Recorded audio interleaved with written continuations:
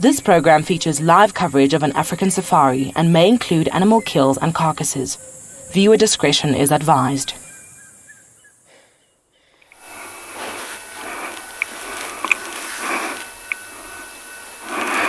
Good morning, everyone, and welcome once again to this morning safari live from the Masai Mara. Already I have a lioness ready to hunt.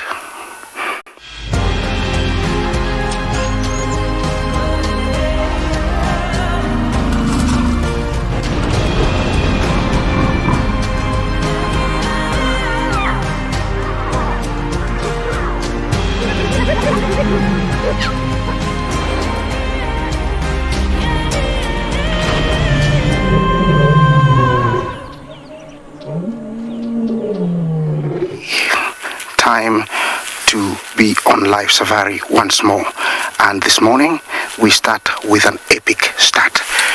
My name is Isaac and on camera is Big James. Already we are with the Olololo Pride. One of the lionesses is about to make hunt. Please. Yes, she is on her haunches, ready to pounce. So any moment it might happen. What a way to start a morning.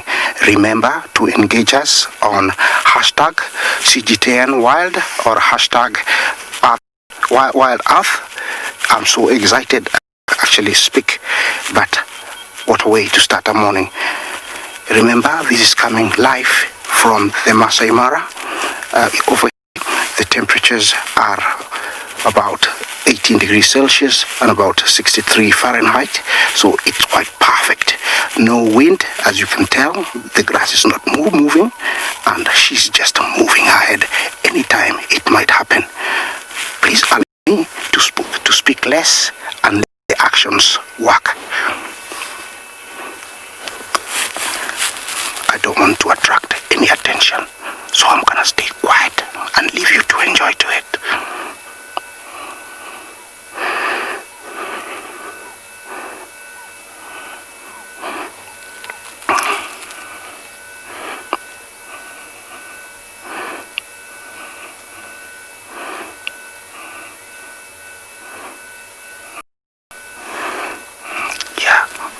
The wildebeest don't have an idea she's there. Okay, I don't know what's happening here. Oh, look at her belly. Looks like she had eaten already. Wow, I've never seen this kind of behavior.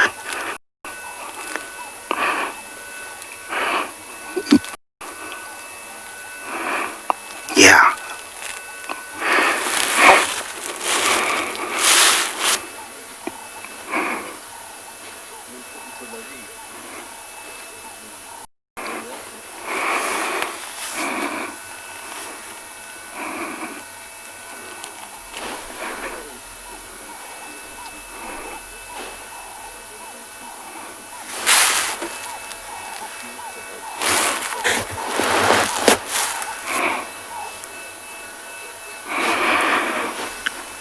Okay guys, I don't know why she's on her belly. She just put her head. The wildebeest are not far at all, but looks like she's been eating very well. They're only about 60 feet, about 90 feet, sorry, and anytime she might go, but at the same time she's very this time of the year they can be very choosy. Normally she would have gone long time, but who says anything? Lion is still a cat, and even with a belly full they will still go for more. I have seen lions with more than one kill. When they the moment itself, they will make more than one kill. Remember,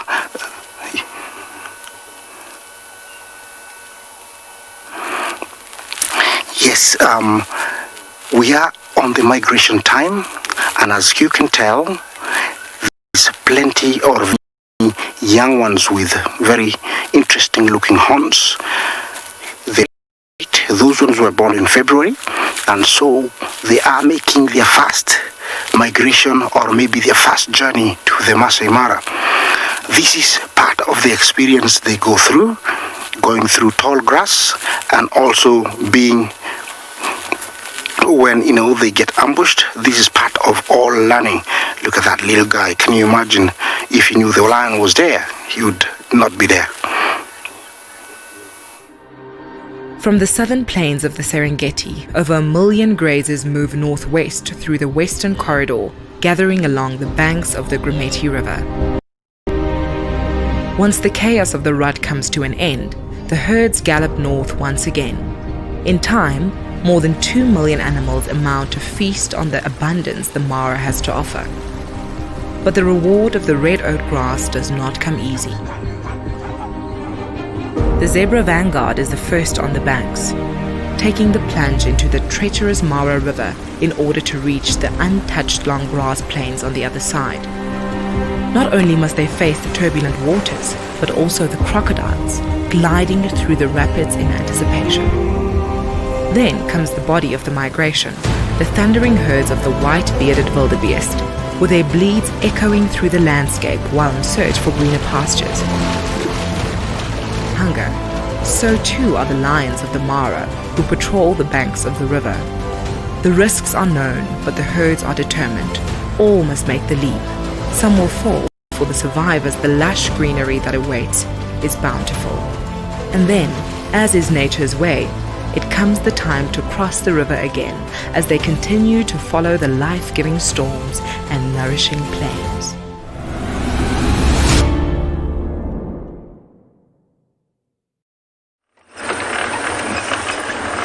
Certainly everybody does need to eat out here in the wild. It's a beautiful circle, the way that there's prey and predators. Even the trees, there's so much competition. The trees are in constant competition. It's just awesome. My name is Trishal and I've got BK on camera this morning. I'm a little distracted because we are trying to follow up on a leopard, and that's why we have a bit of a rolling start this morning. And that's part of the journey, isn't it? To not actually see any animals, but actually find them. So we're looking for tracks of a female, possibly a female named Shidulu. They came all the way from the north to the south. Now, tracking can be quite difficult, and in this weather, predators like to move around. So the most important thing we need is to actually hear the prey species, things like wildebeest or impala or kudu, letting us know there's a predator on the move, and they go ba ba ba ba. That's what we're listening out for. So we're going to keep on tracking. Hopefully we'll find this leopard for you. Good morning from a very cloudy, overcast day here at Pridelands Eco Training, but that doesn't seem to be bothering the giraffe too much, as they are still up and doing their normal things. My name is Taylor McCurdy, and on camera with me today is Sebastian Rombi, and we're not only going to be looking for the tallest mammal, but we're also going to be looking for some lions, which we heard calling maybe about 20 minutes ago. But let's have a look at some of the giraffe. Oh, here's a nice one standing next to a marula tree, which is a nice comparison, so you can actually see how tall they get. And don't you just love the contrast of the dying sort of tawny grass? All the trees have lost their leaves. The one that the giraffe is feeding on, I wonder what type of that is. Interesting. It looks like it's maybe one of the thorns. Looks like it's potentially a spike thorn. A tree that doesn't ever lose its leaves. And I think the giraffe is very, very happy to have some greenery in its life, because it's still going to be maybe a few months before we get the rain, and it revitalizes the bush. But look how long her neck is.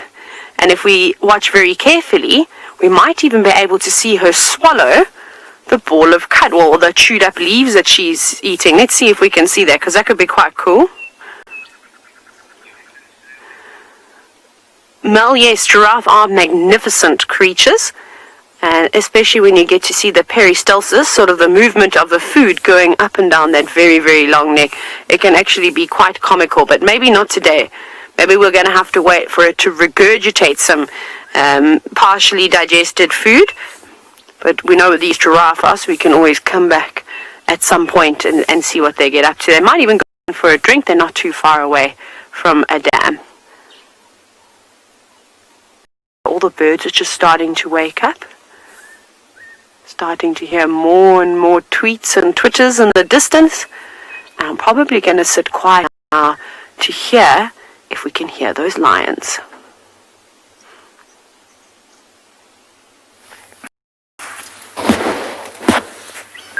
We have got a lot of elephants here, and they are feeding beneath a big tia tree.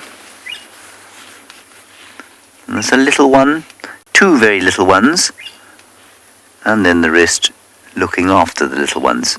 From the herd of elephants we began with yesterday morning. A little bit calmer, I would say.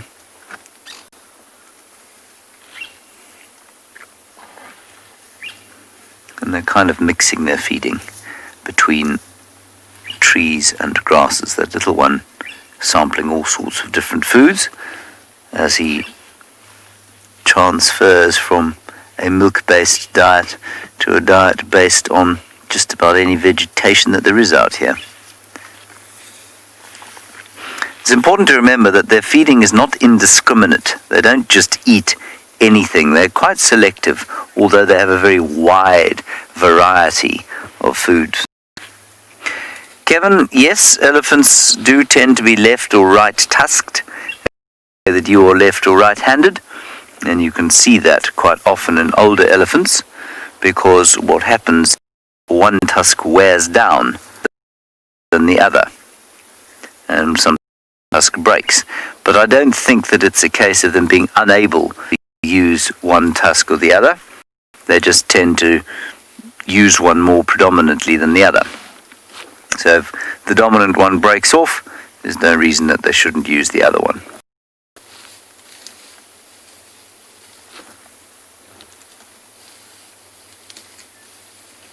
Can hear a whole lot more coming through from the right, and it's a slightly sort of intimidating feeling because I can't actually see them because the bush is so thick, but I can hear them coming. That's what. Nice to have all of you, and we just want to quickly find out what her plans are or what she wants to do.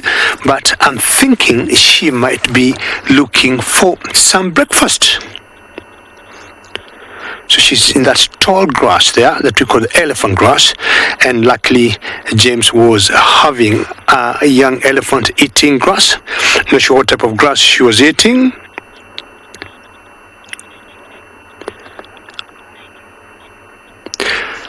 Elizabeth, you'd like to know if lions do hunt alone. Yes, Elizabeth, I'll tell you, the females are very good hunters. Even one lioness single-handedly, it's very easy for them to hunt.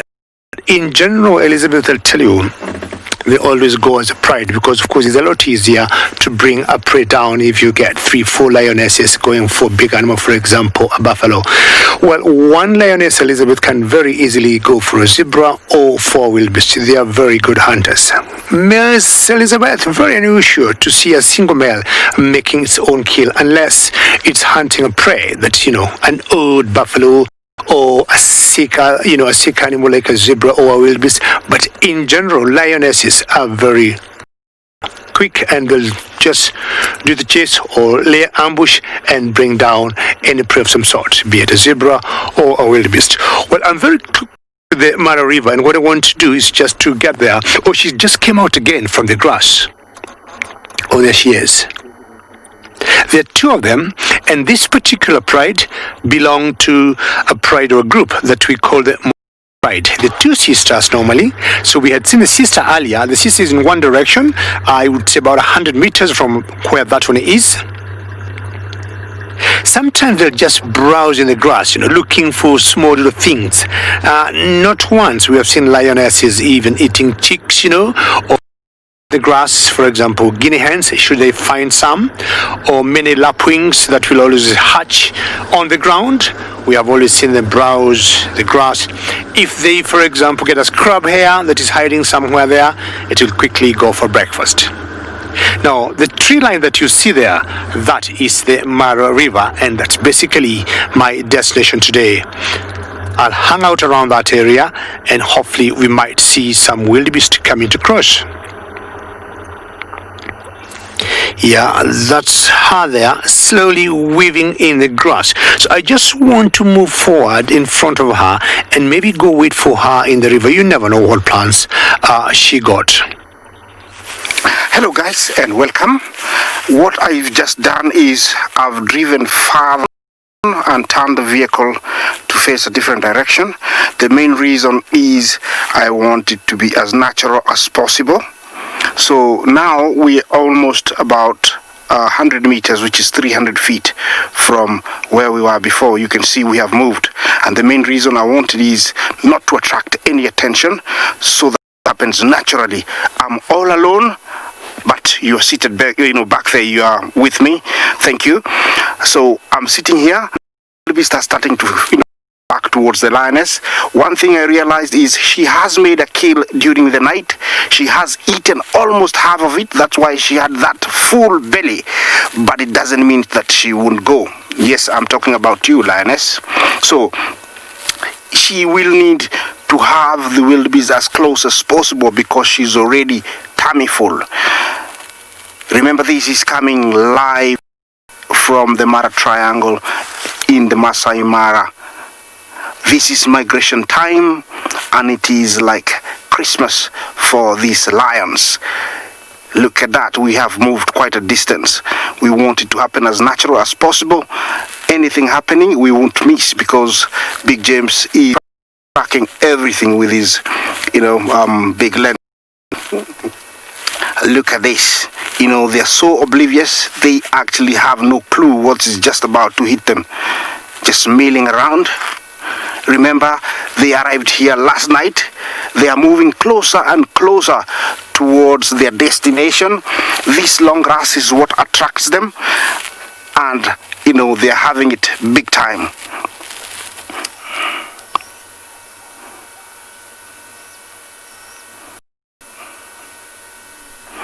Morel, you asked me if we haven't seen the Sausage Tree Pride yet. No. Unfortunately, we don't have coverage for that area, but we will be doing that in the next coming weeks. Remember, they're quite a distance away from us. We haven't seen them yet, but I'm sure we will be updating you in the coming weeks. Everybody loves the Sausage Tree Pride. I have words that are all intact, 14 of them, so don't you worry, it's a matter of time and we will share them with you.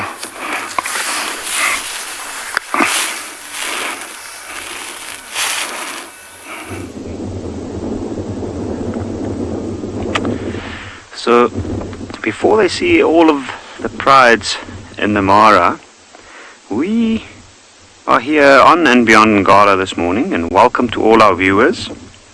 And at the moment we are in the Timbavati riverbed.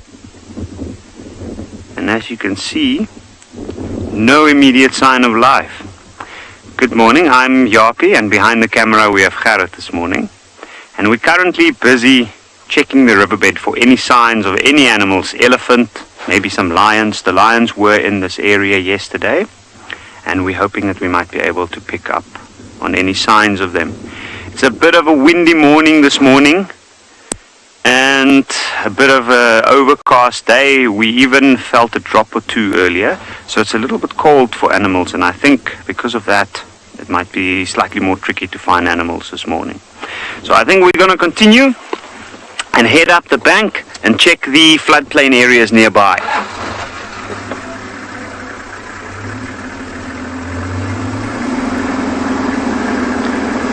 Now the best thing about this riverbed is the large trees that we have on the banks, because they've got better access to water here. Trees that normally wouldn't be so big further away from the riverbed tend to be a lot taller and a lot bigger.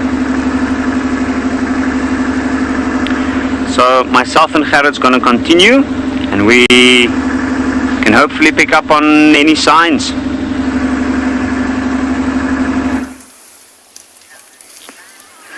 Our elephants have been giving us a wonderful display. We've had them looking at us. A big cow came and stood about 2.5 meters from us. There's one right behind us. Yeah, she's been a little suspicious of our motives here. She did exactly what she's doing there in front of us.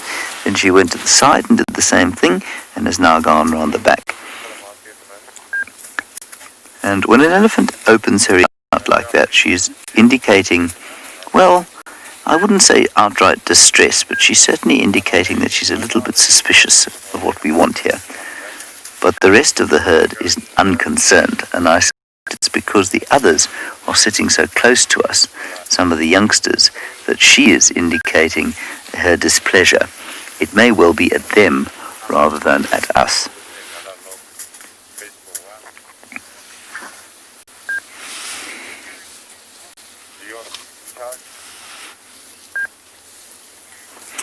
No, Jasmine, elephants don't sharpen their tusks on purpose. And that's an interesting question because some animals do sharpen their weapons, if you like. We know that rhinos sharpen their horns, so you'll often find smooth bits of straight tree that have been rubbed almost raw by rhinos. Now here's a youngster, and I think actually that this is what the cow is looking at. I think she's watching this one here. Not very happy that the little one was between us all. Now let's watch what happens, because there's that cow with her other youngster. Yeah, and as soon as the second one walked past the front, so she's relaxed a bit. So I suspect that they were talking to each other the whole time. They would have made soft infrasonic sounds that sound like that, sort of. And now they've all gathered on the one side of us. So the oldest cow has managed to pull the rest of the herd across to where she is, and that's made her much more comfortable. How interesting. So I don't think it was anything we did at all. I think it was the fact that the herd kind of split and walked around us, and she turned around and suddenly saw that either her older offspring or perhaps niece or nephew was the other side of us, and she didn't like that very much. And so I think she was talking to him or her until he or she walked around the front of us and joined them on that side.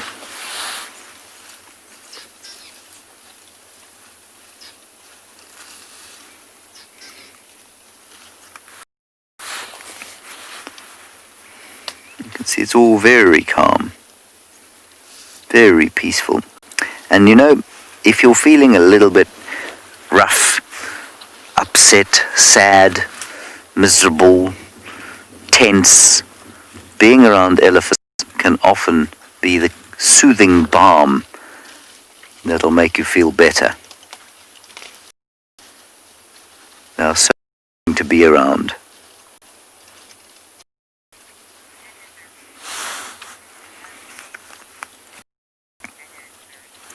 Anna-Marie, you say you love baby Ellies. Yes, well, I think anyone who doesn't love a baby Ellie will probably have to have their heads read. They are very, very cute. Their behavior is normally playful and amusing. And apart from being interesting to watch, they are thoroughly funny.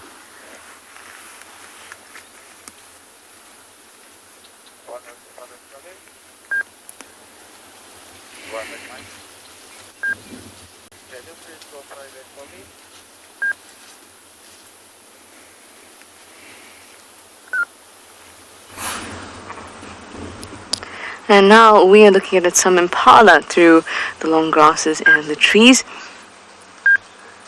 They're a little bit nervous. See how they're staring at us? Others have their... In fact, everyone's got their heads up now. Now, this is really important. I like sitting with impalas when we're going to look for a leopard, because they can give us those clues. Now, there was a brief alarm call behind us, but because of the weather, as was described to you before, it's windy, it's dull, they can get very nervous. The smells of a predator that can be maybe 2 or 3 rows down can waft over. Now they've relaxed again. But still alert.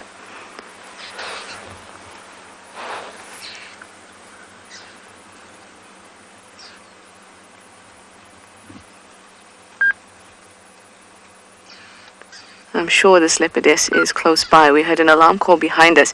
But when there is a leopard on the move, you'll usually find that all the impala in that herd will alarm, not just one. So one alarm call with this kind of weather is not very reliable. So that's why I'm sitting tight and waiting for any more alarm calls.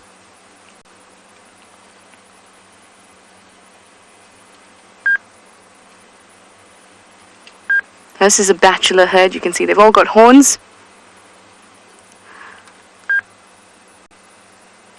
And the heads of some are down, others are up.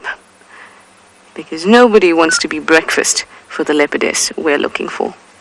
And like I told you earlier on, this lioness is tummy full, and the reason is that she made a kill during the night. She has eaten quite a lot of it, and that's why she didn't go immediately for that, for the wildebeest when they were close. They are still not very far, so I'm still here because anything can happen. Cats are cats. It's just like a domestic cat. If it has a mouse and another one, passes by, it will pounce on it, very much like this large African cat. It does the same, only that it is so full and it's not very interesting until time is perfect. What would be ideal here would be the wildebeest starting to lie down, then she would go. But I don't know what's going on in her mind. They are not very far at all, and any moment it can happen. Remember, this is life. This is happening now from the Masai Mara.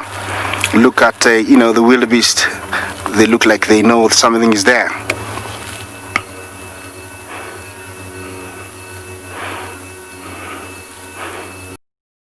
Ribbon, you asked me if it's easier for male lions to hunt alone than females. Well, both of them do hunt.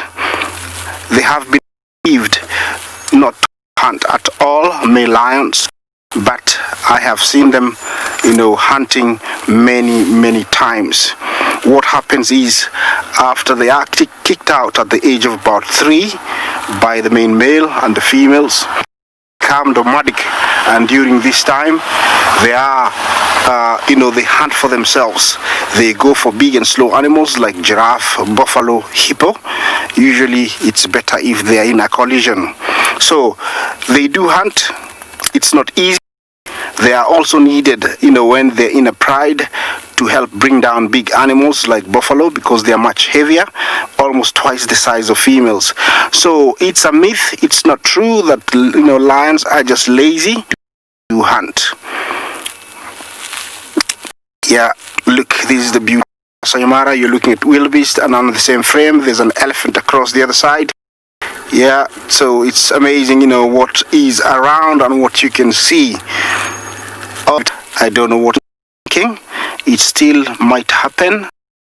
So I'm still gonna stick around, send your positive vibes, send your good lucks, and hopefully it happens. Our elephants. We're going to do one more little segment with them, I think, and then we'll move on and see if we can find a predator of some description.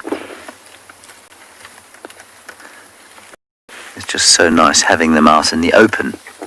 Please excuse the power line if you do see it. That's just because we do have to get electricity into the reserve somehow, and that's the best way of doing it.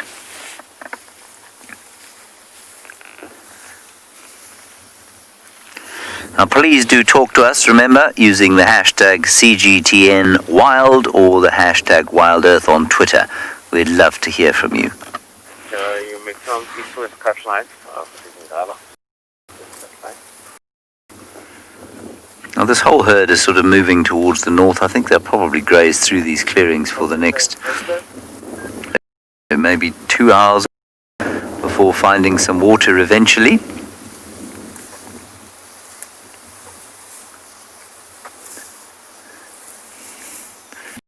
Big cow now crossing the road in front of us is the one that was watching us very carefully before. I wonder if this herd is not perhaps led by quite a young matriarch. A careful young matriarch, but a matriarch that has not put any kind of tension to the rest of the herd. And so he was watching us very carefully. The rest of the herd has no indication of stress whatsoever, which means she's not sort of warning them off, if you know what I mean. She's just allowing them to go things, and she's being very careful about it. Let me roll slowly forward.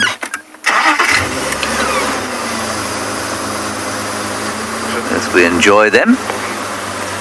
They've all just sort of started heading up there. We'll wait for this one to move. There's another very big cow crossing into picture now. And I think that one is also part of the leadership group. Common elephants will have a baby once every sort of 5 years or so. So the gestation period is almost 2 years, 22 months. And then they will fall pregnant again, normally when their next baby is about 2 years old. So, 4 to 5 years is the birthing interval. And it's very consistent. So an elephant can produce a baby every 5 years, and not really struggle to do that, which means that their populations do grow relatively fast.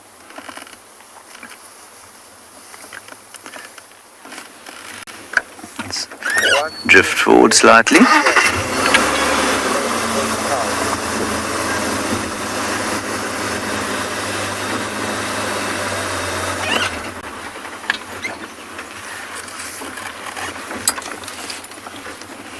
There they are, they're all the little ones.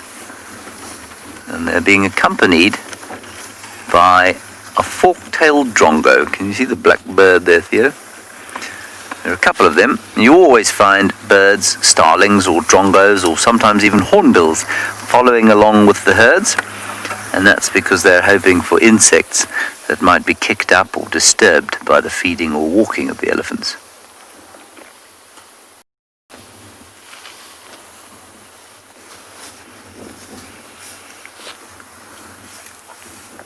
You might also be able to hear the sound of the swishing trunks and the grass being picked, and then they shake the dust off, whick, whick, and then eat it.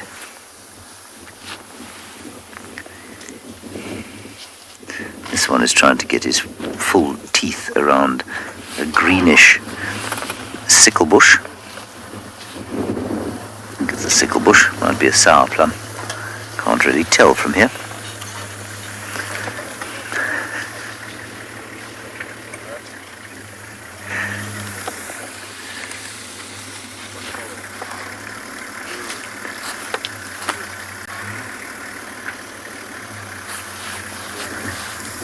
Position, a little bit of action from the lioness. She's got her head up. I don't know what she's thinking. Remember, she is definitely not alone. When times are tough, lions, lionesses, and males and young ones, sometimes they split within their territory. So whatever they find is enough for themselves. And in this case, this lioness is alone, but I mean, she is not of a pride. She is part of a pride. But sooner or later, they will actually gather up by vocalizing, which is roaring, and very low roars, which attract one another, which then they will stay together. Times are tough, then the wildebeest have moved further. So chances of her getting them now, the reason I say this, they were much closer earlier when I was here in the beginning of the show, and she didn't do anything. For right now, very much what they call them sometimes, opportunists. Lions have been termed as opportunists because they will wait for a chance to prevail itself, then they will utilize it. And in this, she is panting. You can tell she's starting to get hot because she is tummy full, and also she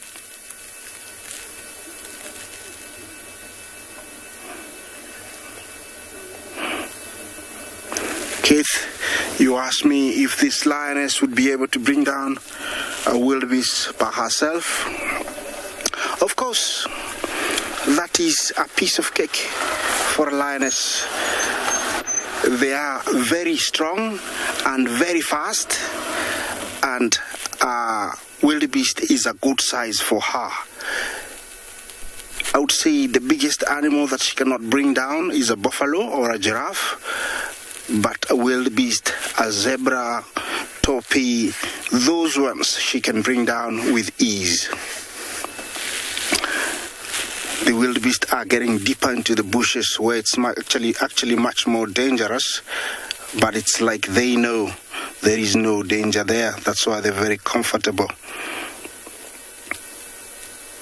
This is the kind of area where they don't hang around very much, but I think there is no scent, there is no smell, there is no signs of any predator, so they are very comfortable. It would be nice if she got up so we could see her size and maybe find out who she is. You can tell that she's like checking out, how far have they gone? Are they gonna come back? Okay, I'll let you enjoy this. Her face, her head when she turns around, and then after this I'm gonna look for something else and maybe come back here later on. I am trying to find for you the green woodhoopers that we can hear.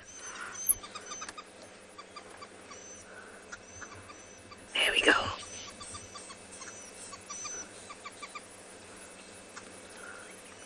I love these birds so much. I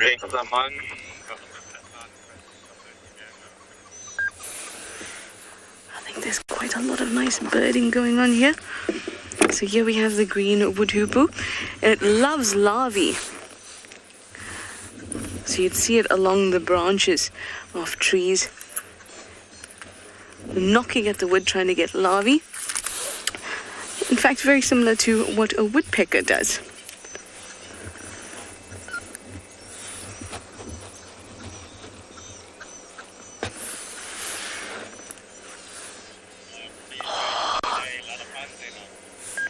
See a this is the problem with birds, of course, as you would know, is that they can fly, where most other things don't.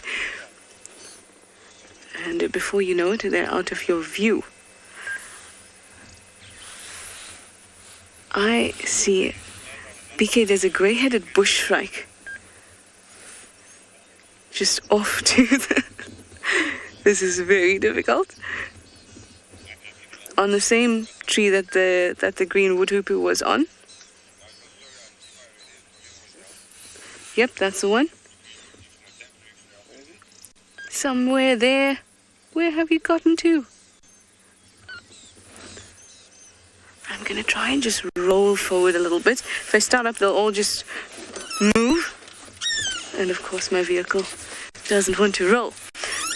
We're going to have to start up very gently. Don't go, birds, don't go.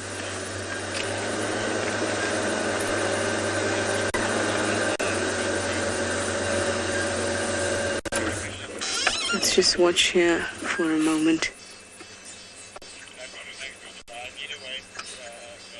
You can still hear them all. Let's just scan this tree.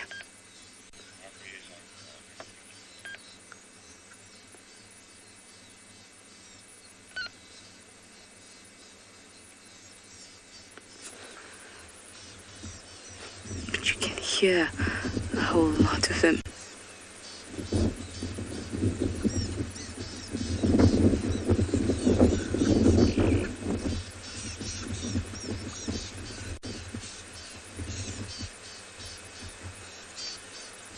And now they've all gone. I love looking for birds. I love finding birds and showing them to you because it's such a challenge. Just making sure there's nothing else around here, at least that we can see.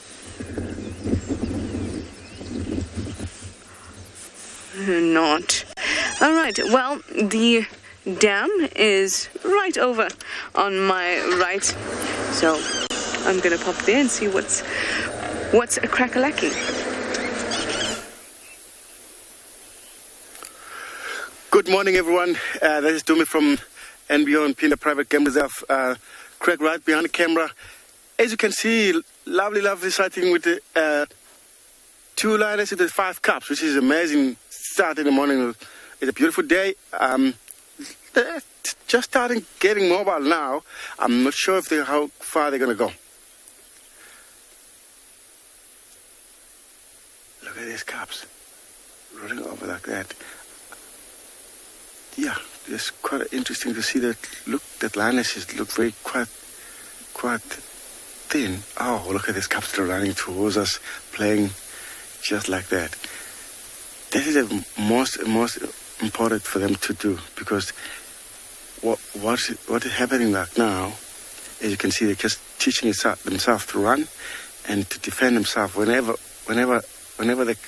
they come to the tough situation, so they can be able to deal with that. That's why they always have to run, have to chase.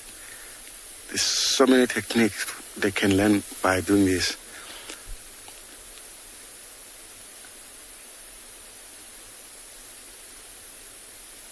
Wow. But you won't be able to hear that. As you can see, the cubs just lifting their head up, listening. There's an order of the male from miles away. They wonder, oh, look at that, awesome, jumping like that. They caught that one down.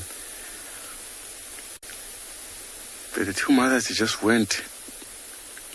I'm not sure if they're still mobile, but we'll just watch these cubs playing like that, because it's amazing to watch them. Their bellies look quite fat, but their mothers, they look quite thin as well. Oh, look at that digging. Because they have a big poles. You can see the pile of sand that they're pushing out from the ground. It's amazing to see their poles, how big their poles are comparing their body size. Look at that, digging. Even that, you can think they're just playing, but it's just part of practicing. Because when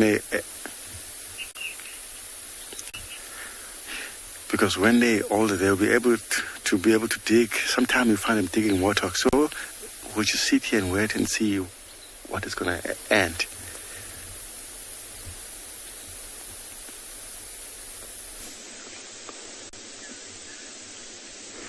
So while we're busy searching for the lions, we've come across this bird, an amazing bird, and you can see it looks like it's just hovering in one place. There we can see clearly what it is.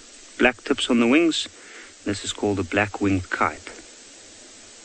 It's a very pale bird, and usually we find them, and it seems like it was hovering around in this area for quite a while. You can see it's just stopped again.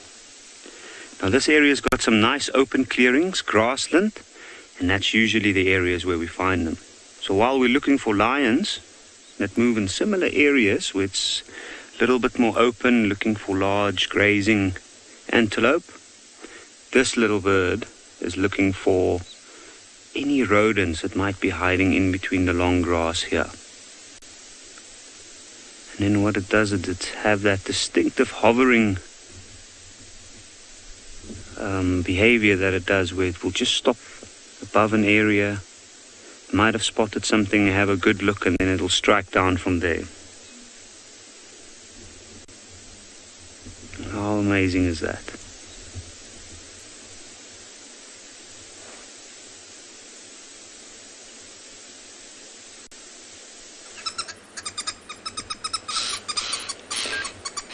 Listen to this. You're looking at a lilac-breasted roller there. its call is not as pretty as it is. That's it going bah, bah, bah. Then we've got the green wood hoopoes at the bottom again. They're making the more squeaky kind of sound.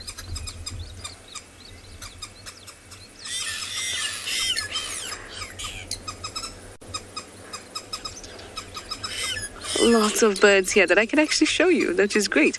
And then there's a squirrel.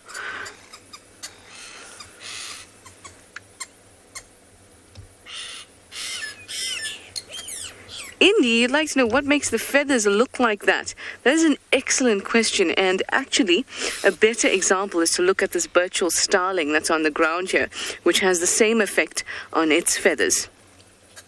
We call this iridescence, and it is a result of structural coloration. So there's no pigment. The only pigment that are in those feathers is melanin. That's what makes them dark and strong. Melanin is a very strong, complex molecule. And this iridescence is caused by tiny little microstructures that are on the feathers that bend and reflect light to produce that sheen that we see. That's why when it's very dull, like it is today, you only get a little bit of that sheen, but when it is very bright, they can look quite amazing, kind of like little jewels. Very, very shiny. And lots of animals actually exhibit iridescence in some form or the other. Oh, there's a Cape turtle tub in the background there too. And it's an awesome thing. It's one of my favorite things around here, especially to see on birds because it is just stunning.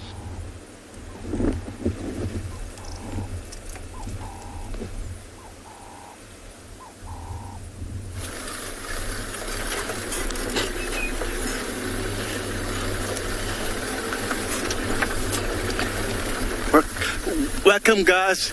We're just trying to locate these lines again. They actually start getting moved. We don't want to lose them because it looks like they might be heading to the bush. As you can see, it's quite bushes here. Here we go. We just find them again. They're slowly moving on along the road, so we're going to try to get a reposition just now.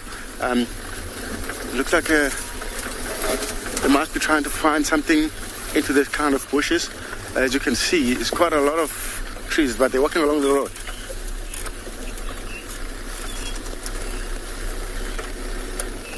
No problem. Okay. As you can see, guys, they're moving like that, and because looks like they might be hunt overnight. So what they can sometimes do, like they can walk around and trying to find a beautiful spot to rest, because they're not actually quite thin. If you look at the calf's bellies, and look at that lioness on her shoulders like that. She's got it's not a fresh wound, and that's probably from when a male come around. Because lioness, they won't actually allow the male to come closer to the calves, and they're trying to push them off every and again. If you look at even her face, she has quite a few scratches that's come from when a males.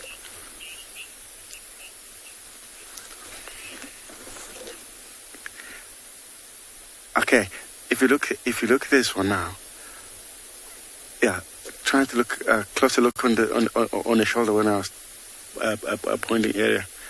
If you're trying to look the mum, you can see that there's quite a big gash actually. That's from a fight with the males, because they like I explained earlier, they won't allow the male, and the male they're trying to defend himself sometimes.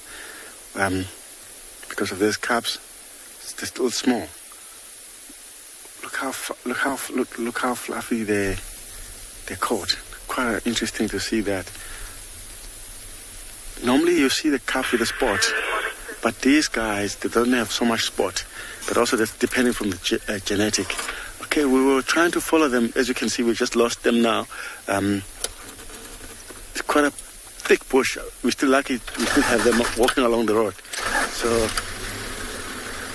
let's see if we can get a look.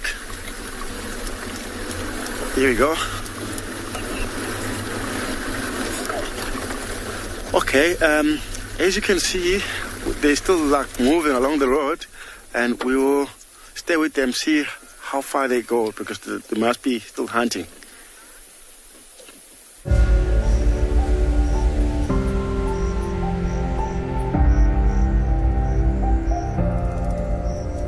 Most cats are solitary creatures, with lions being the only exception. A pride consists of 4 or 5 lionesses and their cubs.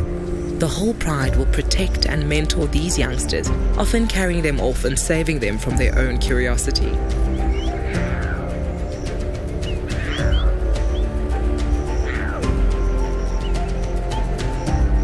Bonding between the adults and the cubs often shows these cats' cute and cuddly side.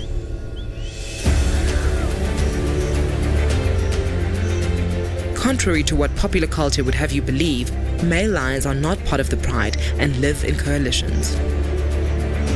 Young males leave their prides in their adolescence, brothers and cousins roaming the wild in search of a territory of their own.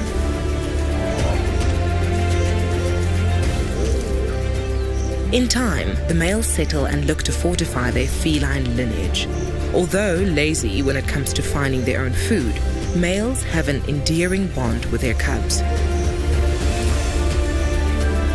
But conflict is never far off, as stronger youngsters are always on the horizon, lying in wait to take over territory and claim a pride for themselves.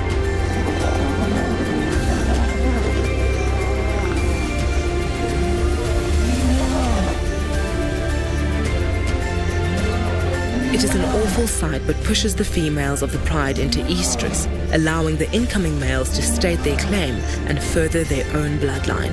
The dynamics displayed by these social cats are intriguing and ever-changing, a contradiction of cuteness and feline ferocity.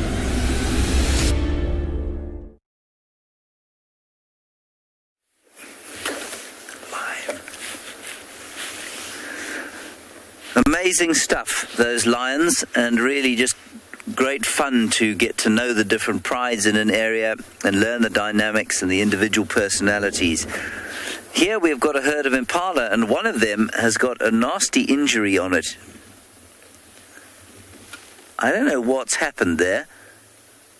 It looks a little bit to me like that was not inflicted by a predator, but rather by another impala. And we are going into what we call the secondary rut. It should only be next month, but maybe the 2 impala in this group of bachelors had themselves a bit of an argument, and this chap got himself stabbed in the neck. That's what it looks like to me.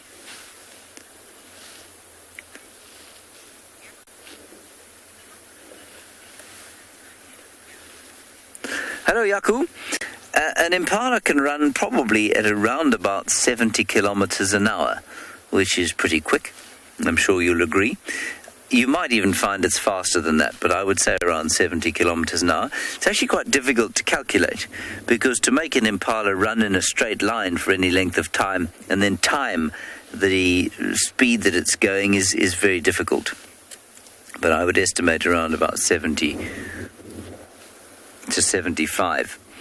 And they're so fast that something like a leopard would not even attempt to chase one down. So a leopard must ambush something like an impala, because otherwise they're just too quick. Cheetah will chase one down. Wild dogs might exhaust one. But on a straight line run, there's not a lot that will keep up with an impala.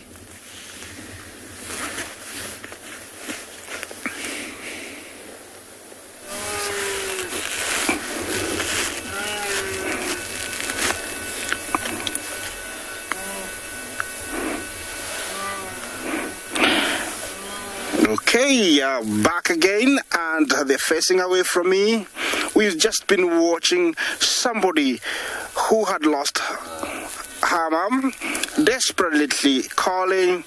You could tell in her face that she's really sad to lose her mom. I can imagine, you know, how it feels. Well, these guys are very busy enjoying the grass. No worry in the world. This is, you know, what they do best. We sometimes call them lawnmowers of the Mara. That guy walking with an interesting gait or posture is a male, and he's had enough of eating, and now he's just walking around, smelling around for females who are coming into season. Look at that. Yeah, that is good cameramanship. You see how many we have all around. You know, we don't see one wildebeest twice. Yeah, they're in front of the road, crossing from one side to the other.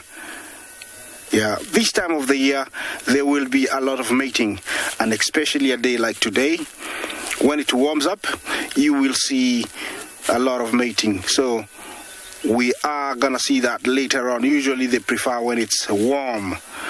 I'm gonna move further down and show you some different wildebeest. They'll be the same, but believe me, they'll be different ones.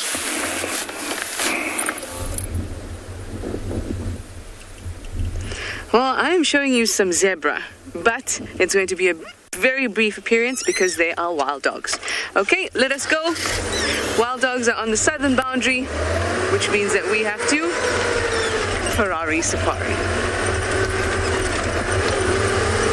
Hold on, BK. Hold on, everybody. I'm sorry for a brief zebra sighting, but we can always come back to them, right? Unfortunately, wild dogs will move so quickly that we won't have a chance if we don't go right now. Ooh, bumpy, bumpy, bumpy. Don't worry, guys, the cars are used to doing this. They're used to chasing after wild dogs. Now, the wild dogs are at an area that it's going to be, we're going to have a very quick sighting because they're moving from one property into another. And because they are on the main road, we may be able to catch them.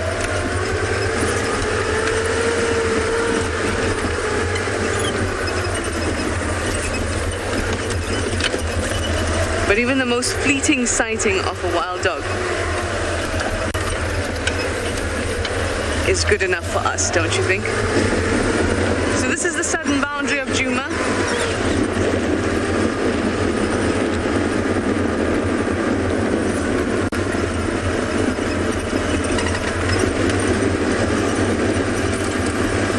And we're heading east towards Chitwa, which is another property that we often use.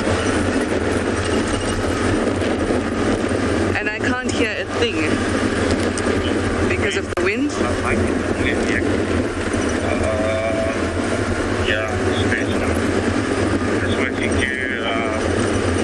I'm just listening to the Game Drive radio.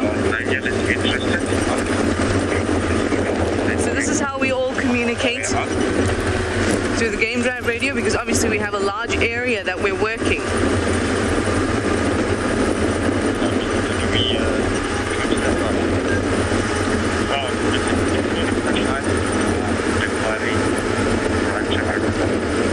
It seems like there's only one other vehicle there, which is good, so we have a 3-vehicle sighting, 3-vehicle limit on a sighting. Unless it is on the boundary like this, when you could have 4.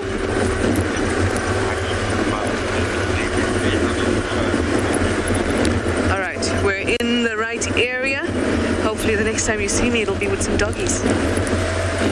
Well, ladies and gentlemen, this is the very moment we have been waiting for, and this is the biggest spectacle of the migration in the Masai Mara. We are sitting on the riverbank of the Mara River, and these are wildebeest that are crossing the river right now. I'll be quiet for a couple of seconds for you to hear all the plunging and the splashing the water as they're coming from one end to the other end.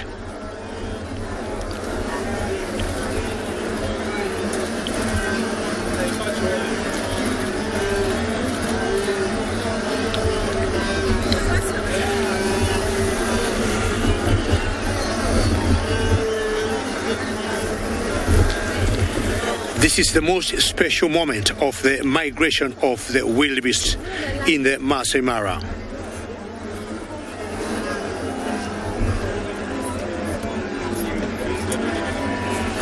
Neblock would like to know if the buffaloes do the crossing as well.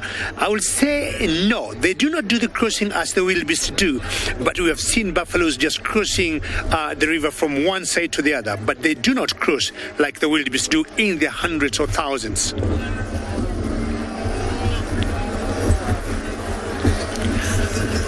Look at that. In the water, we got crocodiles. The other side of the river, we could be having lions laying ambush. It could be anything. If unfortunately any one of them struggles and doesn't make it, then too bad for it, because it will come a meal for the crocodiles. The river is about 50 to about 100 yards in width, and you have to cross very quickly. Now, if you look to the left, you'll see some other different species of animals crossing, and these are toppies, which is quite unusual. Right there. In general, we have only seen the wildebeest crossing on their own, but we got a different species of animals there. The four of them there are toppies, and I think, or the five, they saw the wildebeest crossing, and they thought, why not? We got more of them crossing to the right. And ladies and gentlemen, remember, should you have any questions, you're more than welcome to ask. Hashtag CGTNWild or hashtag Wild Earth on Twitter. For the kids, should you want to send an email asking the question, sending a comment, you may also do that. kidsquestions@worldearth.tv. There's one that is struggling. If you look to the right, you can see just the head and the ears. Not sure whether a croc might have gotten it, and if that's the case, then, well, that could be the end of it. I can just see the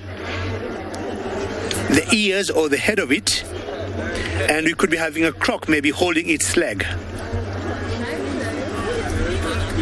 I just keep quiet again for some moment for you just to enjoy the noise and the splash of the water.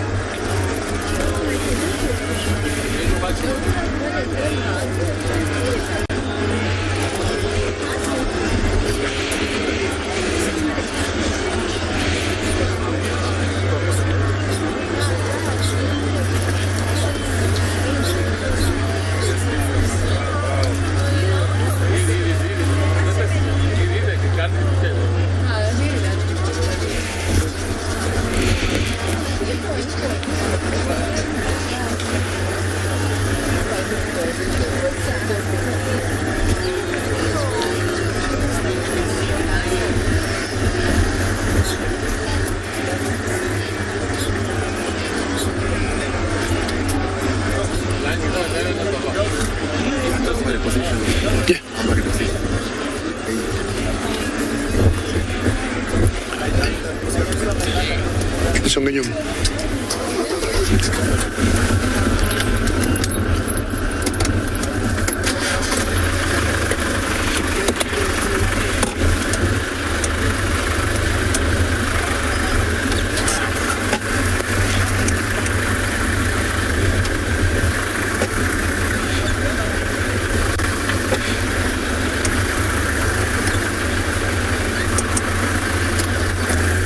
Just repositioned there, but tailor-made. Good question. Do wildebeest stick with their families as they do the crossing?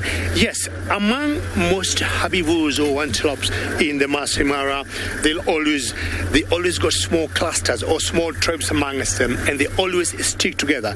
Now, when it comes to be doing something dangerous like this, they always cross as small clusters or small families.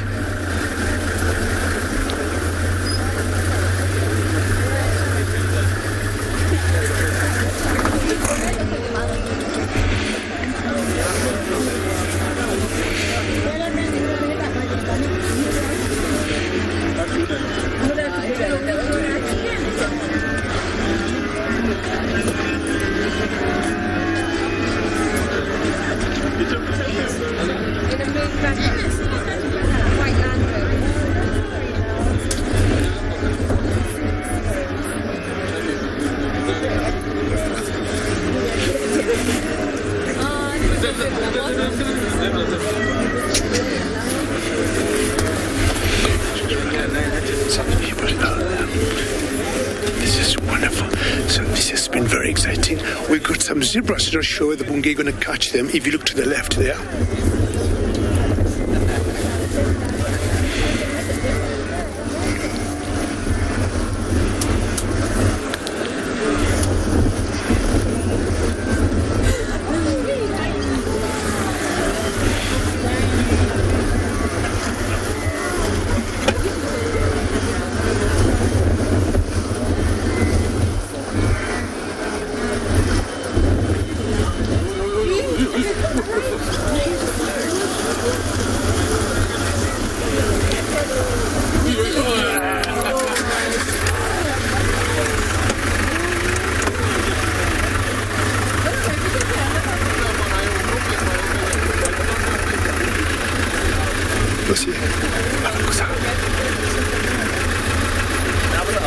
Nisimame hapo.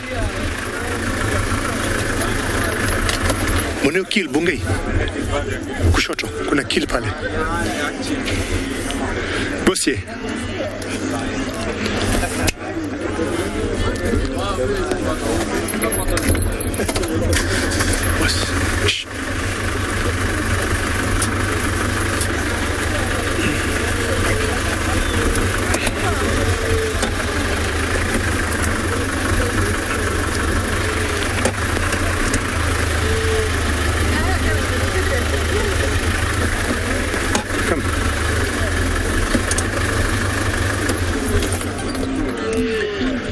Boss.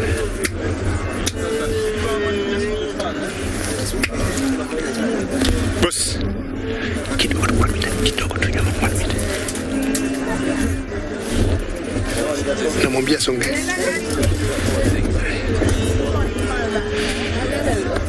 Nyuma kidogo tu. Suka tu nyuma kidogo tu. Wewe songa nyuma. Uko sawa kuna nafasi.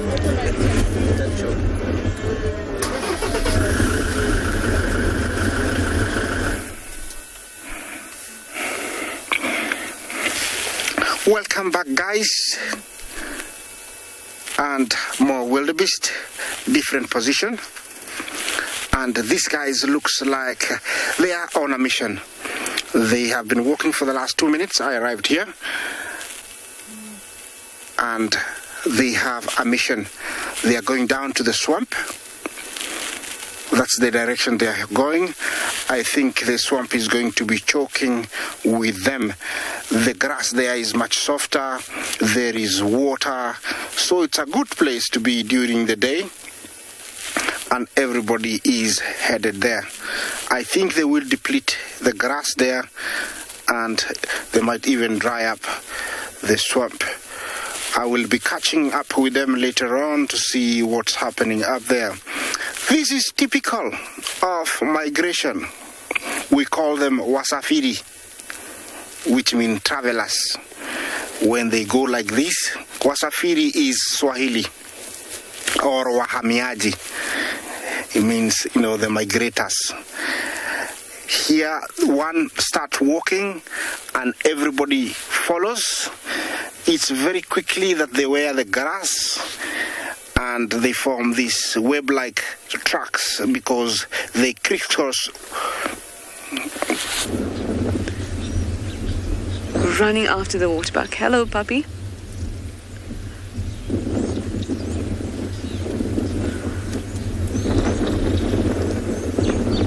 We hadn't even arrived at the sighting, and they just came running, bursting out the bushes towards this waterbuck.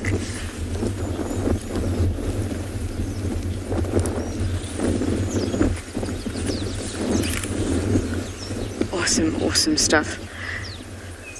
I just want to wait a little bit before I move to try and figure out what is happening.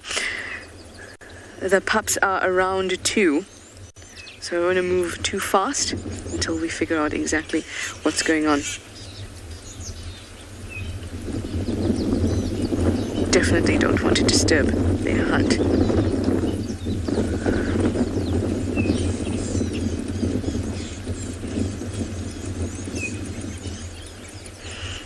So I think, is this the collared individual?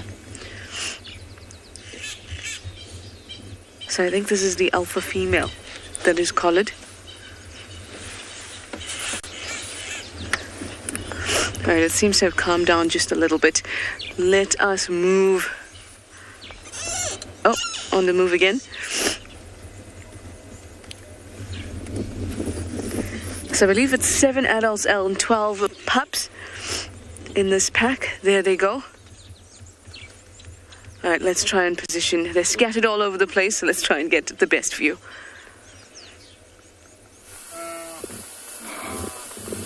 Welcome back. Always exciting to see the painted dogs. I haven't seen them for quite a while. It would be nice to see them in the future. Back to our main character, the wildebeest. I was talking about how they form these tracks on the ground after wearing the grass. They look like webs. Yes, I have flown on a balloon and on a plane and seen them. Very confusing. You wonder what has made them, but this is how they're made. This is typical of migration. You see that? Beautiful. Thank you, James. See, this is how they move. That is a long line. It's a pity we can't show you behind, but it stretches quite behind us. And that's how they walk. Like they really know where they're going. Yeah, sometimes they start running. Sometimes they walk. And when one decides to stop, everybody stops. But this is typical of the migration time. We do see them doing this quite a lot. They move during the day, especially when they need water. They'll move from where there isn't water, like here, towards water. And this is the case here. That is another calf.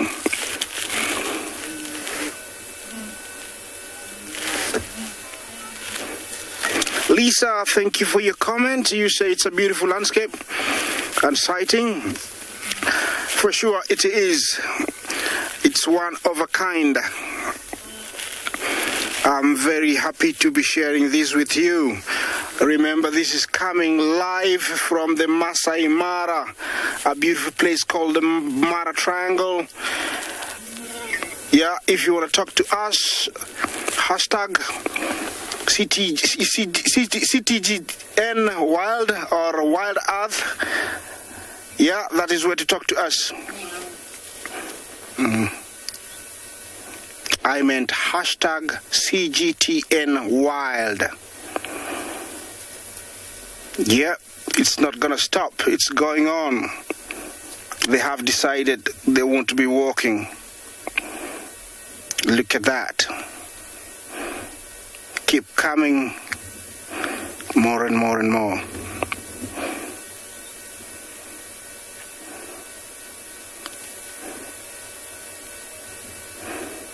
Yeah, it's like they know where they're going. Unbelievable.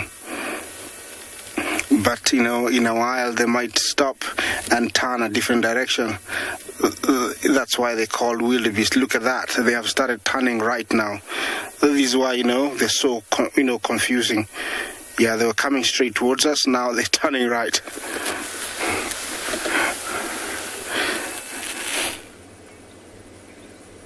Look at this. Too precious. All the puppies are here in the road.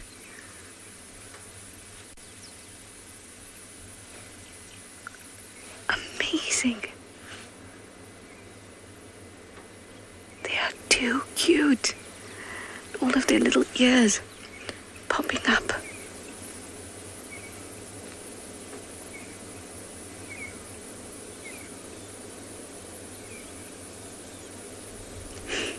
This is so exciting.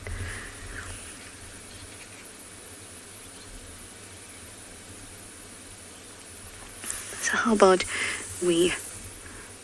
Oh, something bothering you. We learn a little bit about them through a bit of a quiz. Because it's a very special thing to see wild dogs. It's a very special sighting. Look at them picking up their heads for that hippo. And why is it so special? So let's go for true or false first. Wild dogs are endangered. True or false? use that hashtag WildEarth or hashtag CGTNWild, and we can chat about the answer.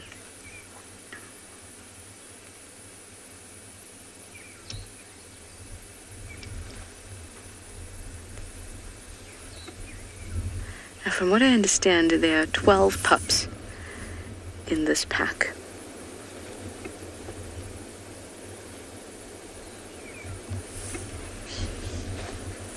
If they all picked up their heads, we'd be able to count. But there are definitely plenty of them. So you see the adults have left them here. And they're hunting behind us, pretty much.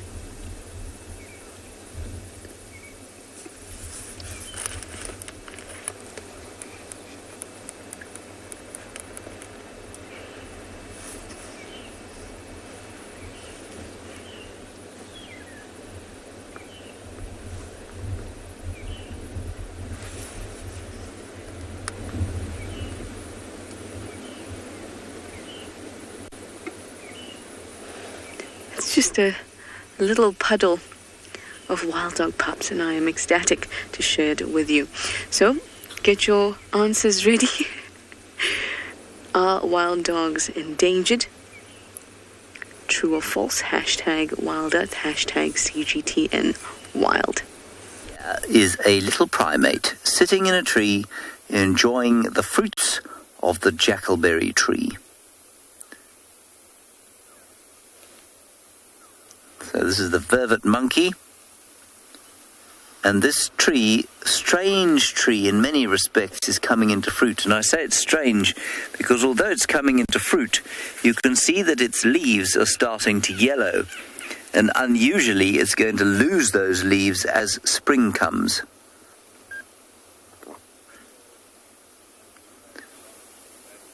Which is a bit strange.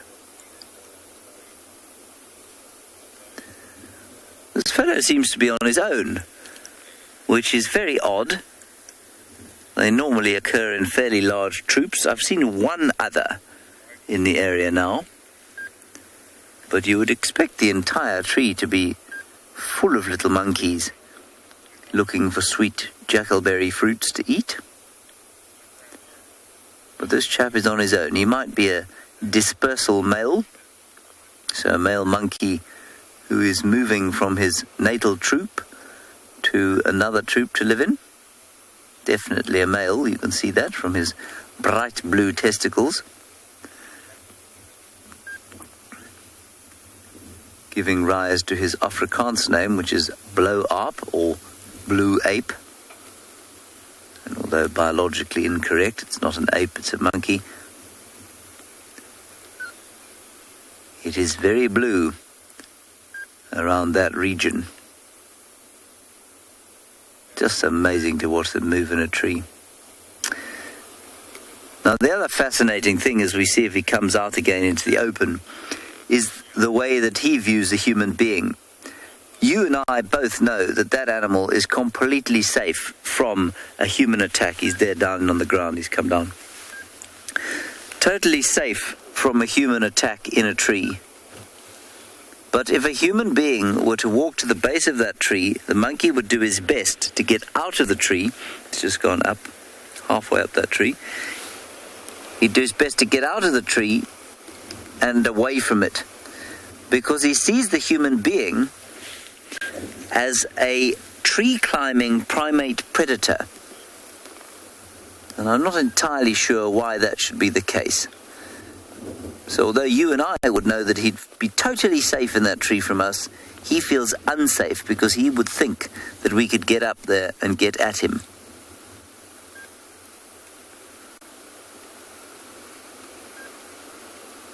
Now he's eating flowers of knobthorn, which smell delicious. I don't know what they taste like. I suppose we can taste some.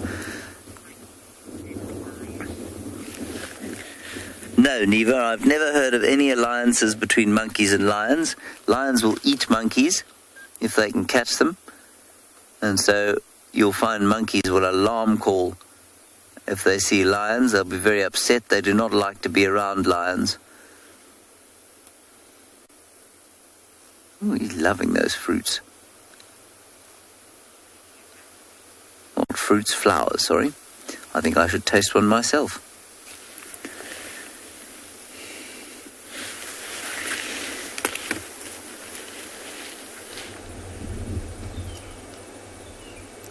The adults have come back, or the alpha female. Alpha male has come back. She is bloodied. So I wonder if they managed to actually get something as we moved up to the pups. Hello, puppies.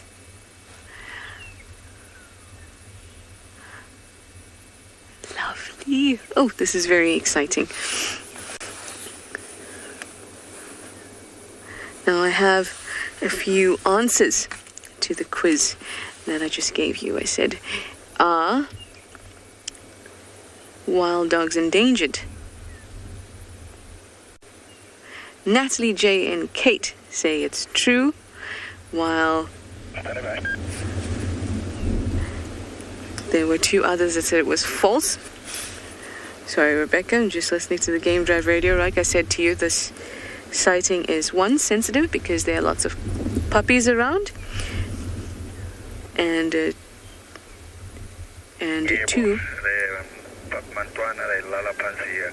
kid on your driveway and one mama. The other one they're hunting. yeah, okay. So we might not be able to spend too much time here. Sorry, Rebecca. I think we should just be happy that we managed to see them. Now, the reason I spoke about this in the first case is Mark and the Hill brothers. Mark and the Hill brothers say it is false. Well, the reason I gave you that question is to open up a discussion, on why it is so special to see them. They are, in fact, endangered. So well done to all of you who knew that.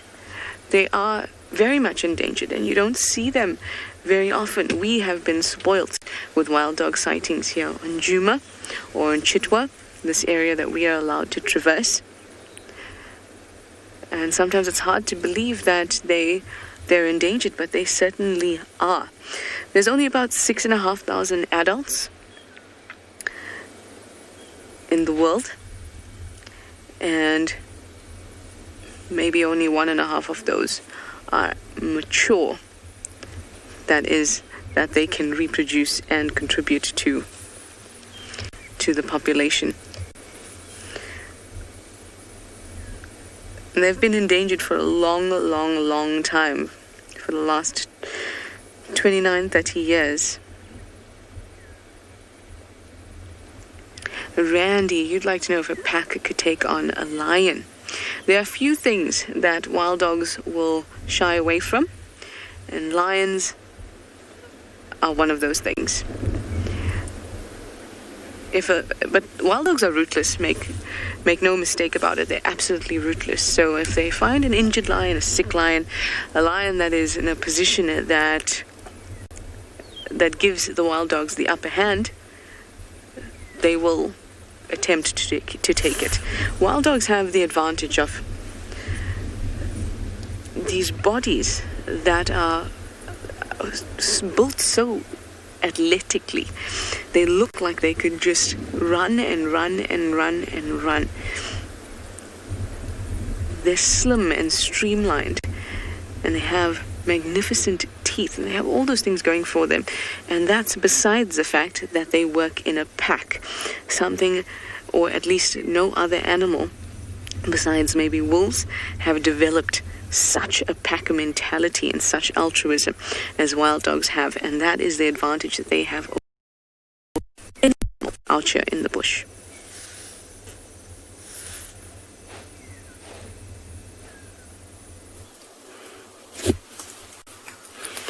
Another animal that is just as social as wild dogs is, of course, elephants. But we've got 2 elephant bulls for you this afternoon. Not this afternoon, it's the morning still. But unfortunately, they're not as social as the breeding herds. So these bulls, you can obviously see the first one we looked at was much larger than this young fella. And I reckon that this young bull off to the right looks to the older bull as a bit of a mentor. So they will leave the herd once they get to a certain age and sort of live a life of solitary, and sometimes they join up with other elephant bulls. So I suppose they're still a little bit on the social side. But they're just munching away, not eating anything that we would find delicious. It looks like they're just feeding on some twigs and eating the cambium layer, so that's where all the nutrients are sort of pass through a thin layer in these trees. And this one is eating this very, very carefully because of all those thorns. Although they've got very tough skin around their mouths and their tongue is pretty tough too. So I don't think that those little prickles would do too much damage, but best to just eat it carefully. But that's also not the only animal that we've got around here. We'll hopefully get a view of them at some point. But there are some African buffalo also moving in between the elephants. So it could be quite exciting because elephant bulls are a little bit boisterous and will often chase other animals.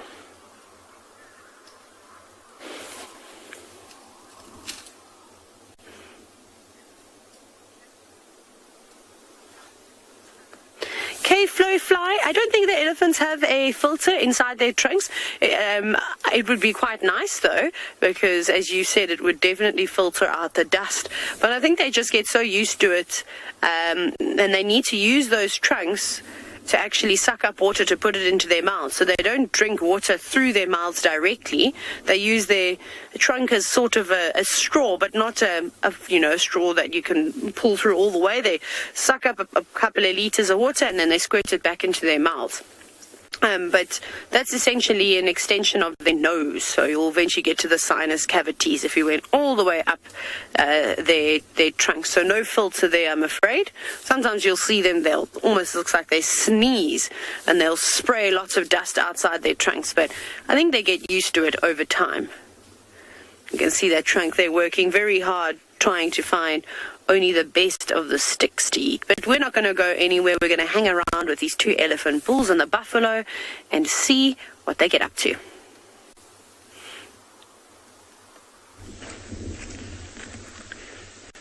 So the trackers have done a very, very good job, and they've just found these lions. We're busy watching as one of the big males marking territory. So you can see he's staring back. He's walked all the way, there's a watering hole back there, and he's walked up to this tree where he's just scratched a little bit.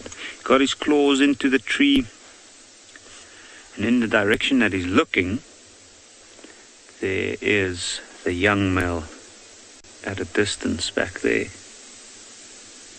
I don't know if you can see him, but he is a little bit further off. Right down there we see him. You can see he looks a little bit out of place. Now I know it doesn't look like he's too concerned, but there's a lot of communicating between the two going on here. He knows he needs to stay back. There's one of the other lionesses. And in the direction that she's looking, there's a herd of wildebeest on their way down this side, but they're still very far off. We can't really see them from where we are.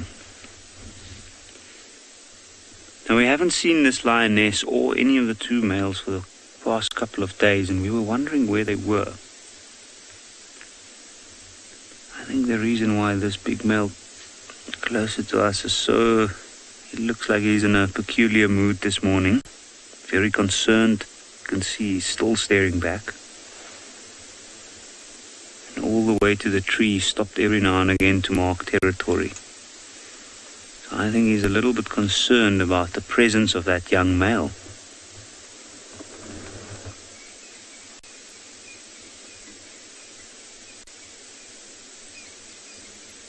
Ooh, he's gonna go straight down. What a perfect spot, right underneath the tree. And he might just wait until that female makes her way past here.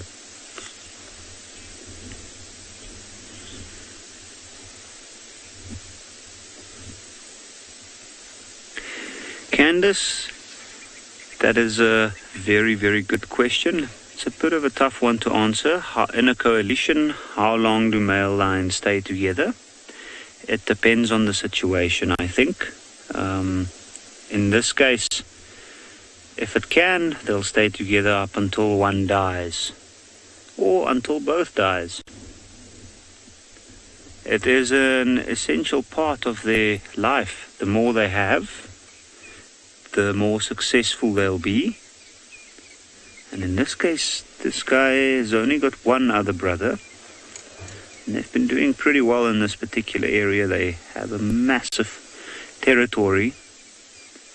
They have cubs with more than one pride. It's not just the pride that they're with at the moment. I think they've been spending a lot of time with this pride because they got 2 young cubs here, where the cubs with the other pride is already the age of the older cubs in this pride, and some even older.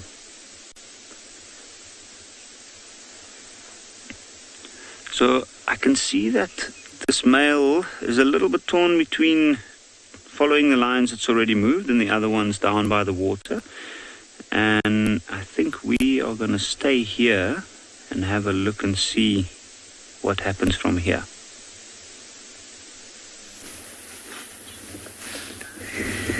We've got a lovely mixed herd of grazers here, some zebra and some impala. And the zebras, if you look at the one on the right there, are partaking of all parts of the grass plant, which is unusual compared with most other grazers. Most other grazers go for the leaves and will avoid the structural stuff. These particular zebra don't seem to mind too much. Now that's important because it means they're able to take advantage of a food source that others are not taking advantage of, and therefore they can avoid competition.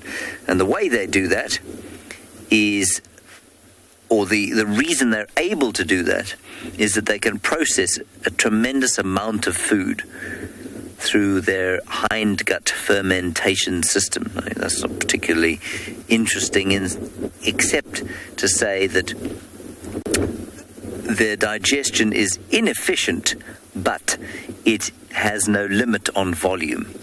And while the impala you're looking at have got a much more efficient digestive rumination system, they have a limit to how much they can eat. So they have to have a food of a certain quality in order to maintain their condition. Whereas a zebra can just process more and more and more as the food quality decreases.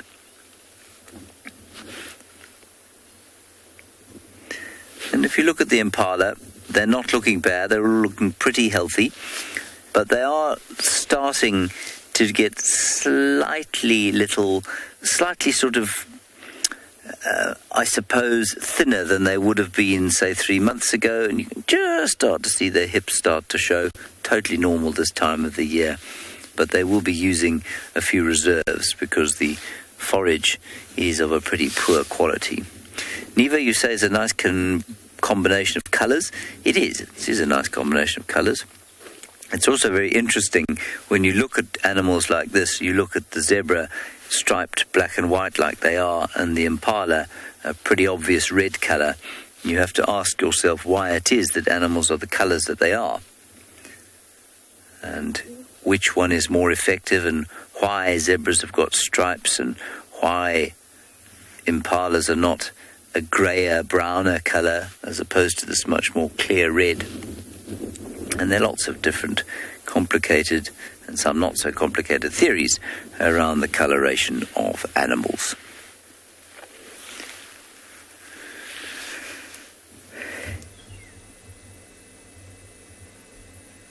Especially, I think, with wild dogs.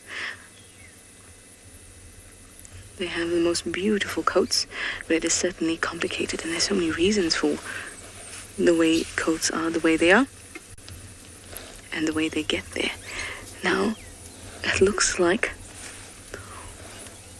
all of the adults have arrived. There's 7 adults in this pack, Pungwe pack.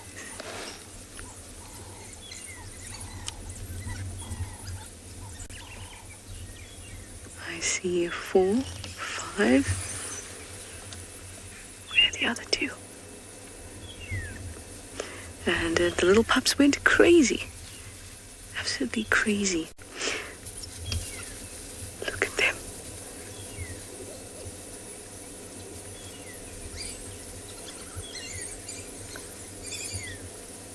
I'm going to be quiet. I want you to listen to them.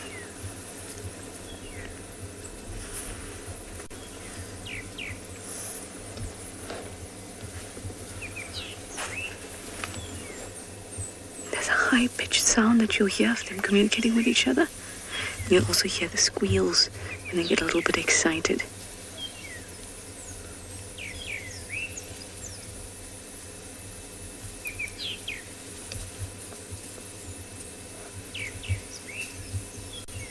There's so many.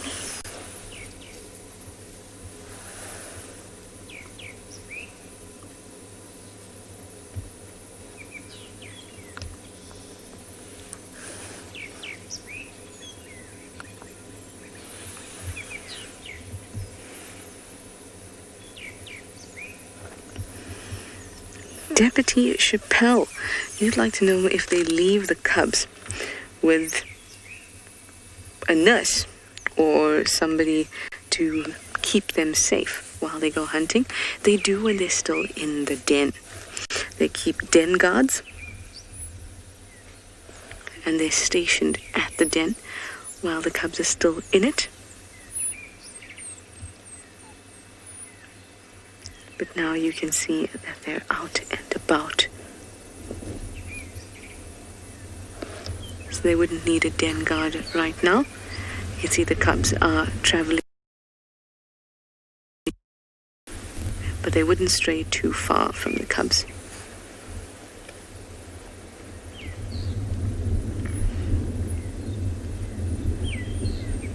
Just like they did when we came in, they were hunting. We saw the adults, and then we saw that the cubs were left pretty much alone in a little puddle. Oh, look at that.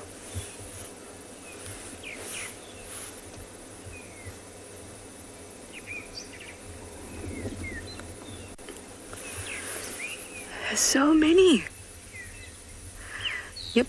All adults are here, and 1, 2, 3, 4, 5, 6, 7, 8, 9, 10, 11 pups that I can see. I expect there to be 12, but we'll have a good count just now.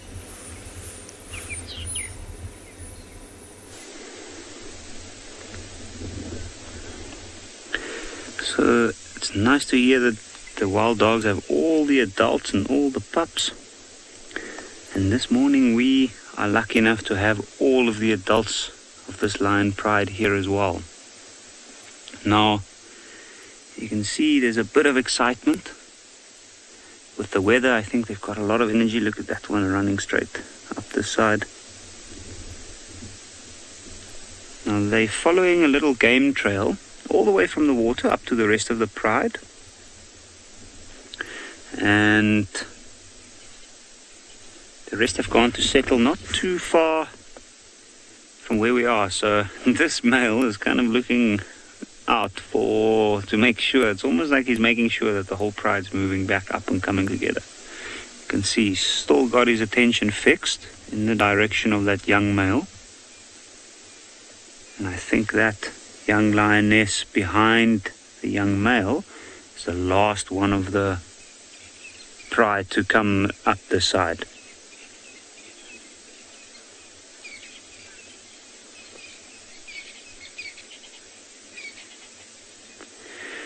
For nose, is this the best time of the year for them to hunt for prey? It's difficult to say. I would say yes in this particular area, because we can see that their condition is excellent. We know that they have been eating quite a lot lately. Most of the times we found them, they've actually had quite a rounded full belly. Even though we didn't see them eat, we can see that they did eat. And it's also a little bit easier for them. They blend in better this year. They know that the pressure is on the watering holes, which means that for them it's easier to determine their prey's movements, and that way come up with means of hunting them a little bit easier.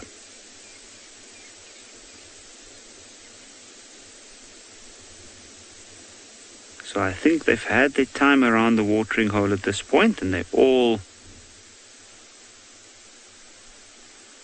You can see the sun's coming out. What beautiful light we have on that lion as it's walking up through the clearing. They were interested in the wildebeest coming down for a moment. You can see that one's still stopping. Look at the tail tip moving. I think it's just contemplating and maybe just checking out the situation. See the ears moving.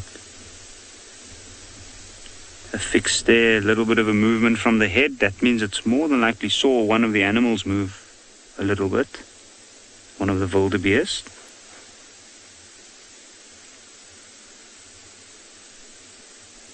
And because it is a predator, it's always assessing an opportunity. In this case, it might not necessarily even attempt a hunt. It's probably just having a look.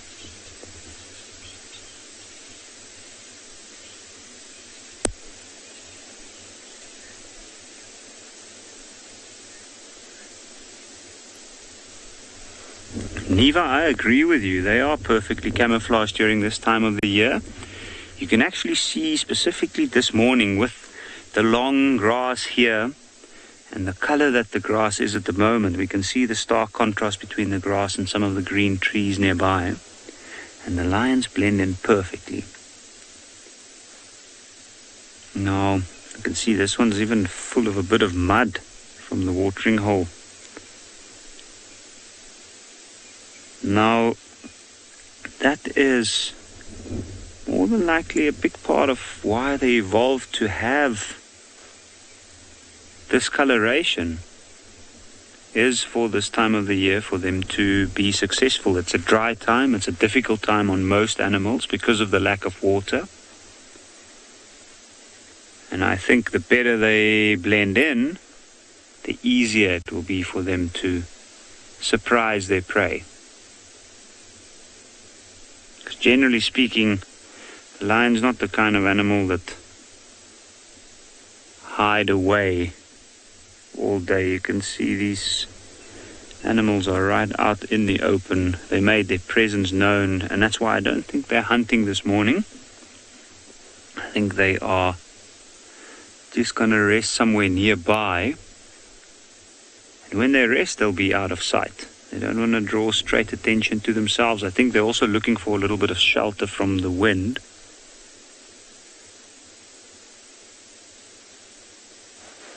And the wind's coming from down in the direction that this male is looking at.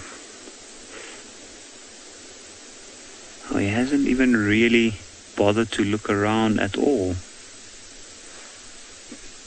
Every now and again he'll have a glance, but now he knows all of the lions of the rest of the pride. The young ones are all back up. You can see in the direction where he's looking. He looks like the concerned father. I don't think he's so much concerned about the whole pride as just making life difficult for the young male.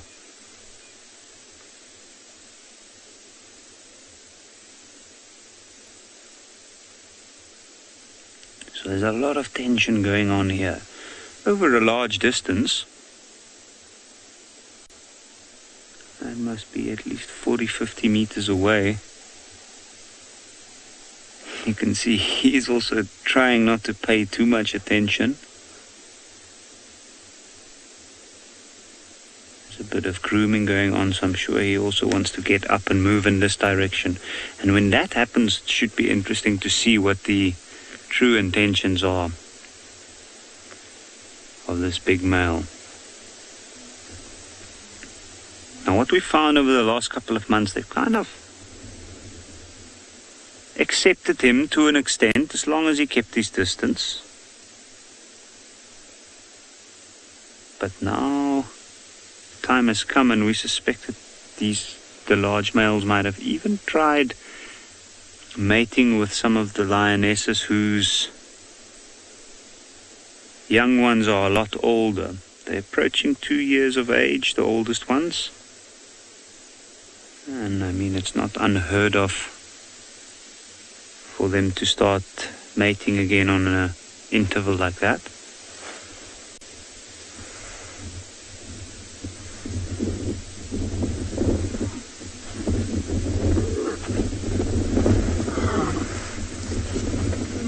In fact, we literally just saw this male mate now.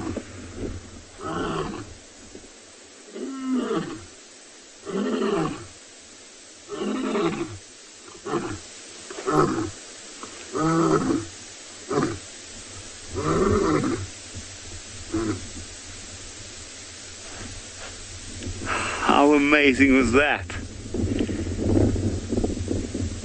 He just mated with one of the females. It is one of those females I was talking about earlier, in front of the whole pride. And then the loud calls afterwards is just to assert his dominance, showing everybody that he is one of the dominant males in this area. That was a little bit of an unexpected development, but that's the best thing about having a lot of lions around like this, is you can't know for sure exactly what's happening.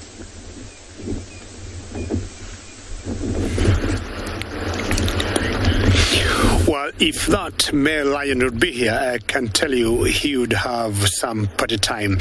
Well, we have still been stuck, or rather I've been stuck by the river, the Mara River, that's what I'm talking about. And you can see the huge mounds of wildebeest and zebras that lion would enjoy if it was in the Masai Mara in Kenya.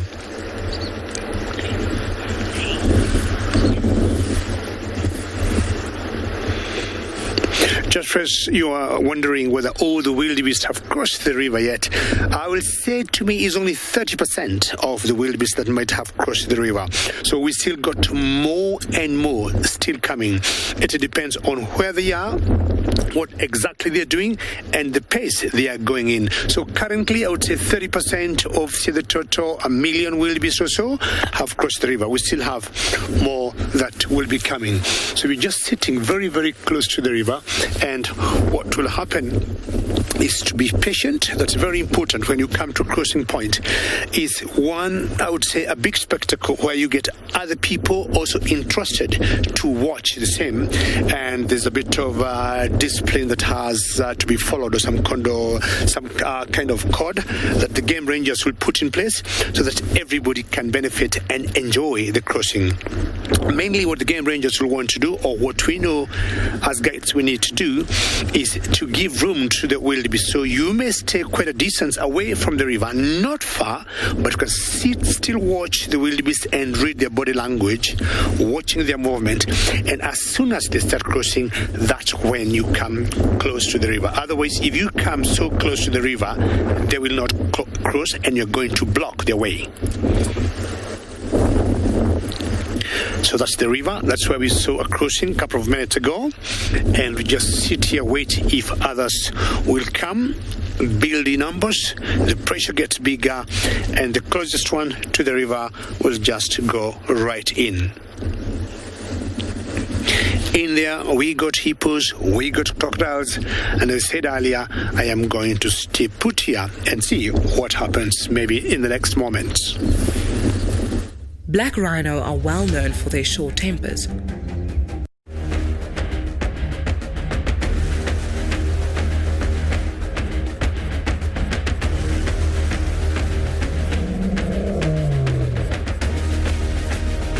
While the big cats spend most of their time asleep, their waking hours are often filled with violent conflicts for mates, food, and territory.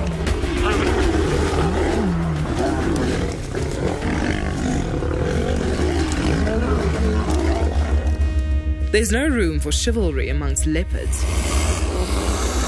This grizzled old male thinks nothing of stealing food from a hard-working young leopardess.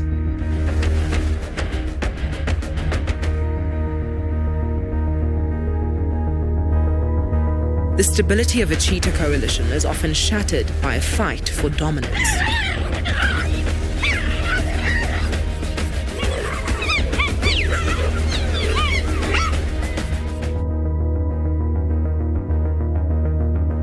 A lion's size will always deter its hyena cousins. Confronting the clan can shift the balance.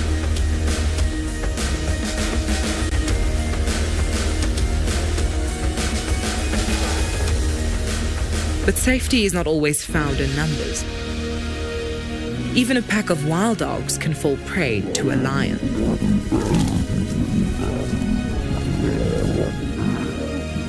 Conflict in the wild rarely ends in a peaceful compromise.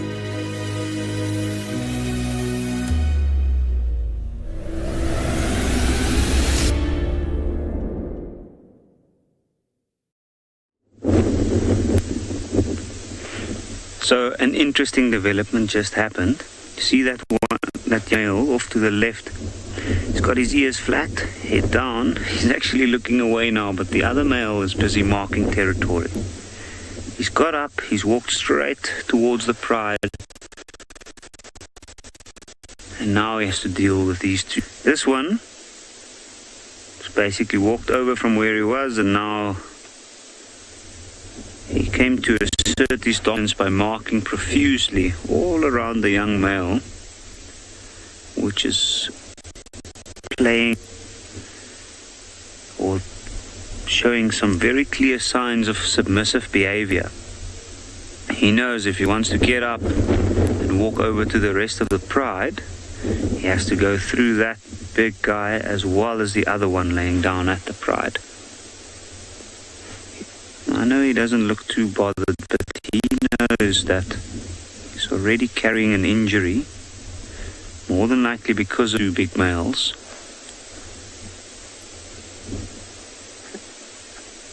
And that's why I think he might stay at this distance for a little while.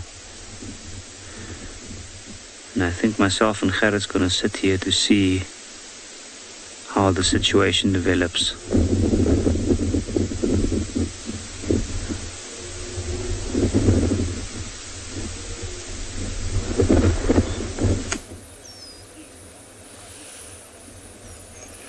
So this is going to be our last segment with these guys. There are in total 12 puppies, so everyone is accounted for, all adults, all puppies.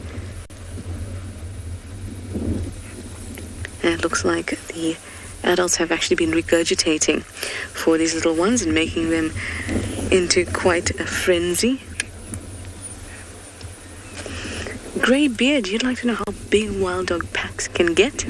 Generally, they're between, say, 10 and 30 individuals, but there are instances where they have actually gotten bigger than that, but only at certain times. So maybe two packs merge, two related packs or things like that merge, and it creates one big pack. But as for actual individual packs, you're looking at about 10 to 30 dogs.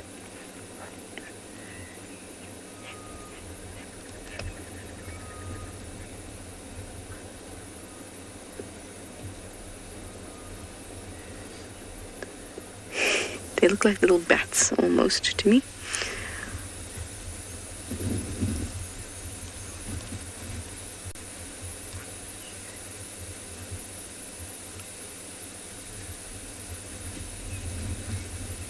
Can you imagine that the alpha female can have up to 21 pups? Chloe, great question. In fact, leading on to what I was saying, you'd like to know, how do wild dog mummies feed so many puppies?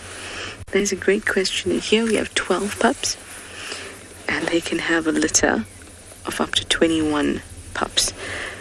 That is a lot of mouths to feed. Absolutely. But that's why it's so important to be living in packs, much like if you think about humans. The reason that we can have large families is that we all work together. And that's how they're able to take care of all of those pups.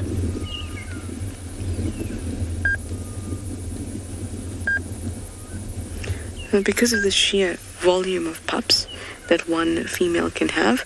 That's kind of one of the theories as to why only the alpha pair breed, because if all females in the pack had to breed, it would be unbelievable. And she has to produce enough milk to actually wean them, but only at the age of 5 weeks. With other predators, it's much longer. When you think of a hyena, a year and a half.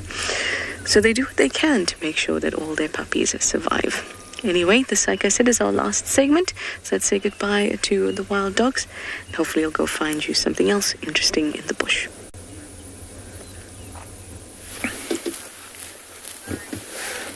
Here we've got a herd of elephants and they are moving towards a waterhole, which is quite fun. Let me just go a bit forward. I think they're probably going to take about 10 minutes or so to get there.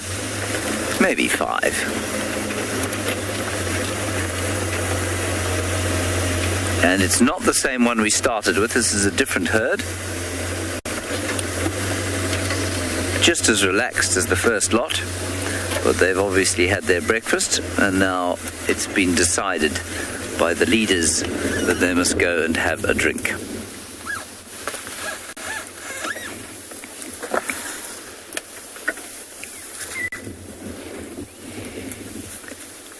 And although it looks like they're walking very slowly, it is quite amazing to me always how much distance they're able to cover, despite their ambling gait.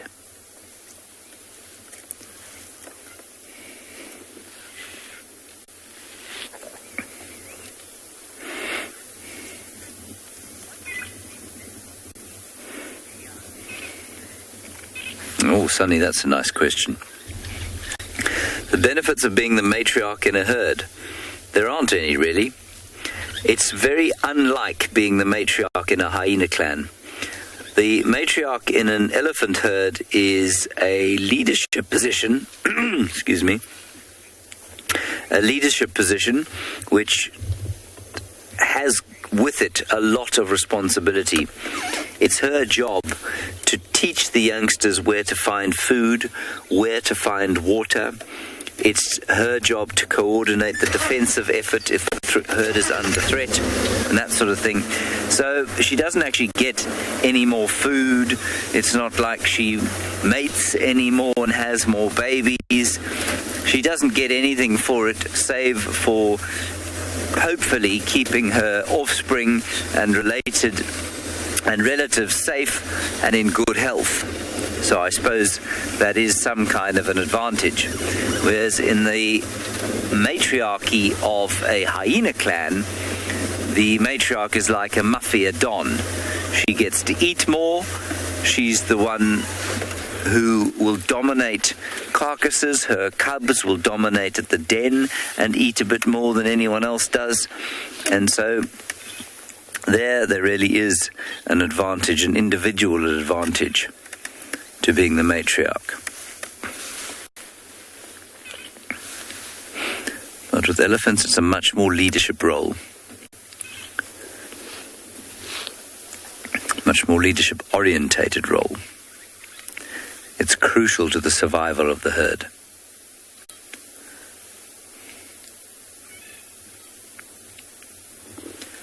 It's also not established with aggression.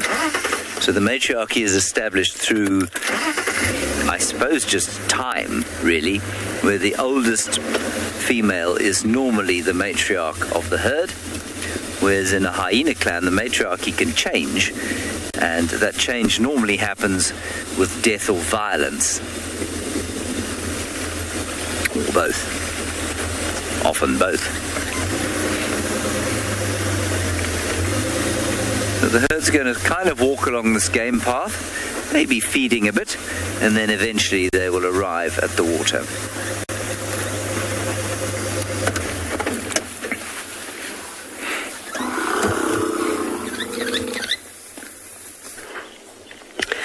James, we beat you to it this morning because we already have one elephant at Ndlovu Dam, and I suspect that there will be more elephants that come down, but we'll have to be a little bit patient. The clouds are finally burning away and the sun is coming out. So once it warms up, I think more animals will head on here. But just a young bull all by himself and actually not sticking around for too long. Literally just a very, very quick drink. And now I think he'll go off and find something delicious to feed on for the rest of the day. I'm sure that this elephant in particular will be back maybe this afternoon to have a bit of a splash in the water. But we're just about to lose him. But just down and below, there's a heron. Can you see the heron, Sebastian? Just to the right, there it is. It's got its long neck. It looks like it's growing from out of the ground. But it too has been frozen this morning. Not quite wanting to wake up just yet. And it'd be nice to see it also walking around in the water and trying to catch some fish, because I'm sure that there are lots in here. But more and more animals keep coming on down. The next one to arrive at Ndlovu Dam is the most common antelope species in Africa, the impala.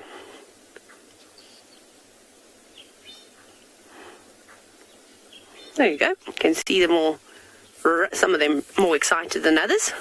So those ones with the big horns, those are the males, and the ones without any horns, those are the females. So at this time of the year, you will see both sexes quite happily mingling with one another because the rutting season. So when the males fight for breeding rights with herds of the impala females, that's over. So they're all a little bit more relaxed. Oh, hello. Guess he's come back. The elephant. He's gone, no, I'm not finished just yet. Sure, there's a lot of impala coming on through. Just doing a quick walkabout. Or are you going to come over to us and say hello? Young elephant bulls can be quite inquisitive. You can see that trunk is investigating on the ground quite heavily. There were some elephants that were swimming here last night, so I'm not sure if it was a breeding herd. Maybe he's picking up on the scent of some other elephants. It looks like he's struggling to walk. And so what happens is that in rainy season, this entire area is covered in water. The dam is a lot more full. But you can see it hasn't quite dried up enough there. So the surface looks hard, but for the weight of an elephant, he's sliding in and falling into the mud just a little bit. That looks very uncomfortable.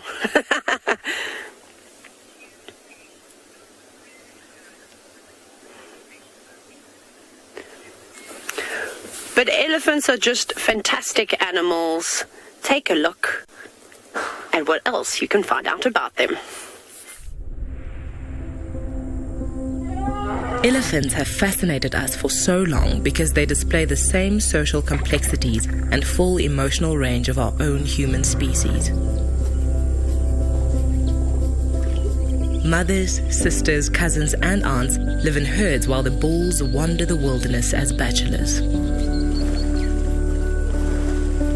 Cows live in the same herd from birth until the end of their life, some 60 years later. The herd is led by the oldest and wisest female, the matriarch.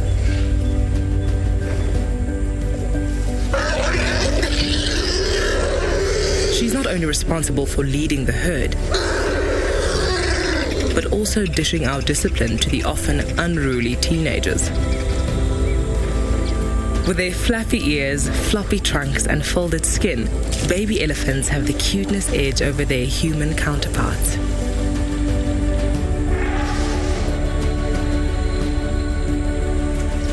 Like toddlers, they are playful, curious, and love rolling about in the dirt.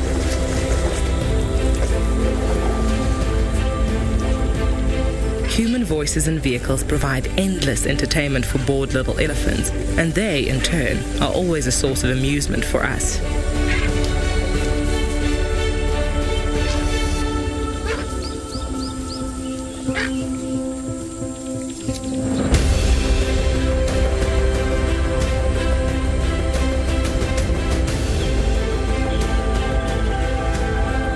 Exploring is the main source of calf entertainment, but it's a scary and sometimes prickly world out there.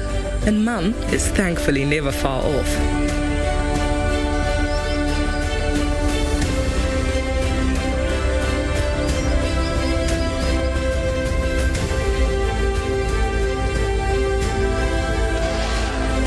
Bulls become boisterous when they hit puberty, and this irritates the matriarch. Once she's had enough, she will boot them out of the herd to find their own way in the world. Like playground bullies, the young males fight for dominance, sometimes with extreme violence. The older bulls live alone but mentor these young bucks. It is these fellows that are the ultimate gentlemen of the wilderness.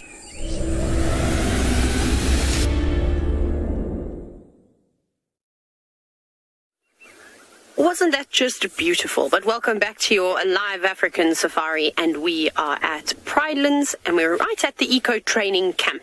But there are no students here to watch these impala as they drink the water. They're all out on their activities, bushwalks, and learning how to become safari guides. But this is a great example of a herd of impala. Oh my goodness, I can't even begin to imagine how many are here. Maybe 30 or 40 impala or so. They're all spread out and they're coming in from every corner. Oop, seems to be some commotion. One of the impala rams, one of the big ones with the horns, is not very happy with something. I suppose they're going to be a little bit boisterous too and want to stand their ground and show everybody that they're still big and strong. No one's really listening to it though. The girls come back down for another drink. But you'll always notice how nervous animals are when they come to the water's edge. They know about crocodiles, but they don't know where the crocodiles are because they've obviously got great camouflage. So you can see them, even though they're drinking, they're ready to jump back in a heartbeat. But then they've also got to be careful of predators coming in from behind the dam wall. And there are lots and lots of leopards that like to sit and wait for unsuspecting prey.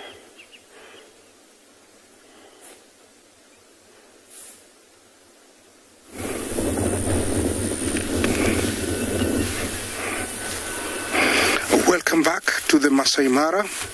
Remember, this is live, straight from the Masai Mara. Look what I just found, a young male from the River Pride. I saw one other female quite a distance away. We'll be sharing that with you later. And while I was trying to get close to her, I came across this young guy, probably about 2.5 years, another maybe half year to a year, and then he will be chased out, which is very typical of young males. When they reach that age, they become too dominant. They eat as much as adult females. They become competitors to the females and the prevailing males. So the only solution is for the male and the females gang up to chase them away, where they become nomadic males for a period of about 3 to 4 years. During this time, they hunt for themselves, to accumulate lots of fat. They become big. At the age of about 5, they're big enough to intimidate big males. They advertise themselves by urinating and passing their scents into bushes and trees. Usually it tells a lot. And then if they find a male that is weak or that is not weak, they will challenge him. Usually they're much more successful if they are more than one. He's got a kill that is to the left of the bush. I would assume there are more because there is a lot of hiding places around this area. There are very many in the River Pride. I don't know how many there are here, but he's the only one I have seen this close to me. Wildebeest are all over. You can see them behind him. And as you know, this is time of plenty. Look at that. They're not very far. So it's a matter of digesting as fast as possible and then going back for another one. It looks like those guys there can see something. I don't know what they see. The wildebeest. They have good eyesight, but they tend to forget very quickly. Remember, this is coming live from the Masai Mara. If you want to talk to us, engage us, talk to us on Twitter, hashtag CGTN Wild or hashtag Wild Earth. Questions, comments are very, very welcome. He is very, very beautiful. No scars, no cuts, very clean. But I bet you in another couple of years, that face is gonna have character. You know, it's gonna have scratches, bites, because getting to the top is not easy for young males.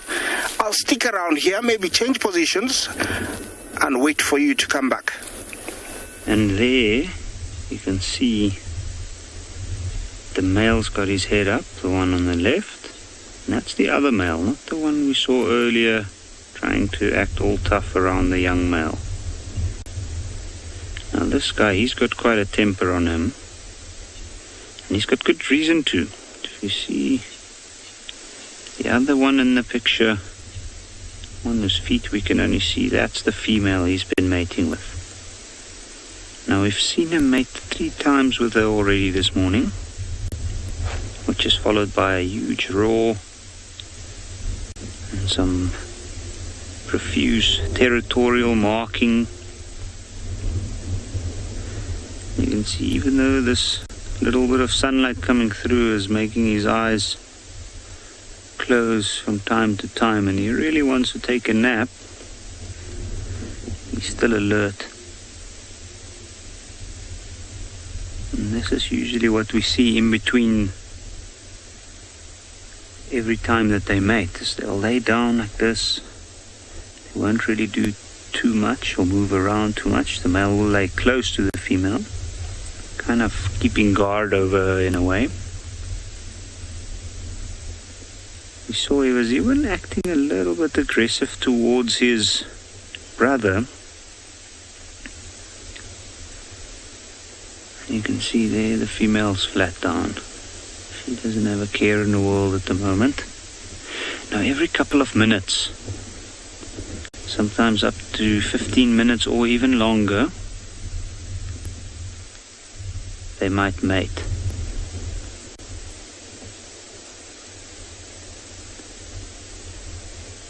And when that happens, it's usually very short, only a few seconds, and then it's over.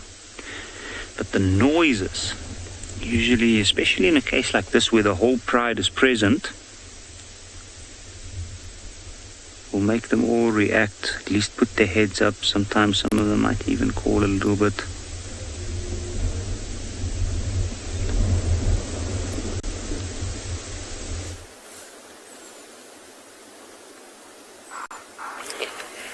Look at what we've got. So you're still with us. Well, you've just come back to us here at Pridelands, at the Eco Training Camp, and all of a sudden the impala just ran in about 20 different directions, and you can hear them. They're snorting in the distance because this lioness tried to sneak up on them.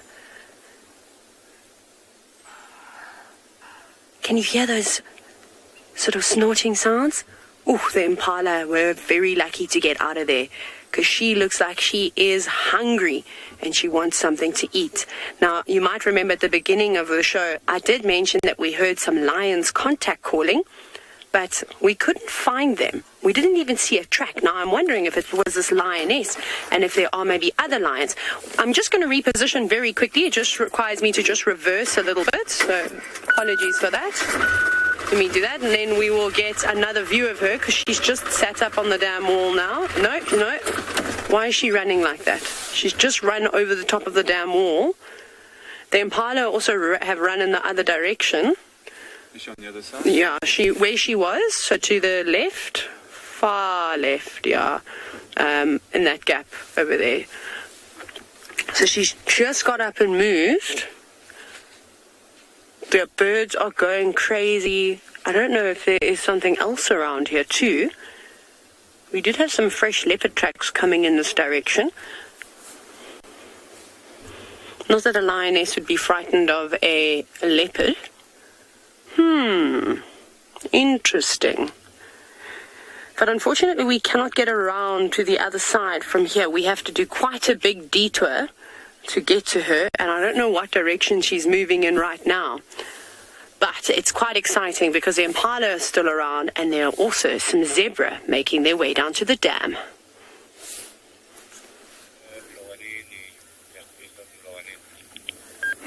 The elephants have arrived at the water and they're now having a very replenishing drink.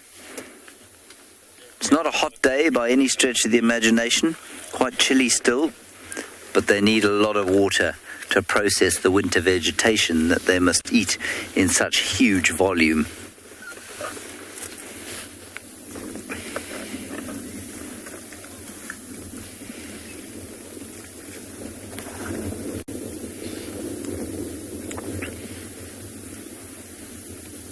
Eat, drink, walk. This is the lesson that the youngsters have to learn.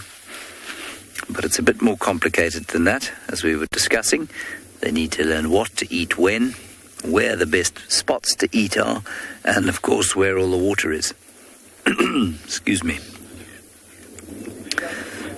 So some of them have headed off across to the other side of the waterhole, and others were a bit braver and decided to come and drink right where we were.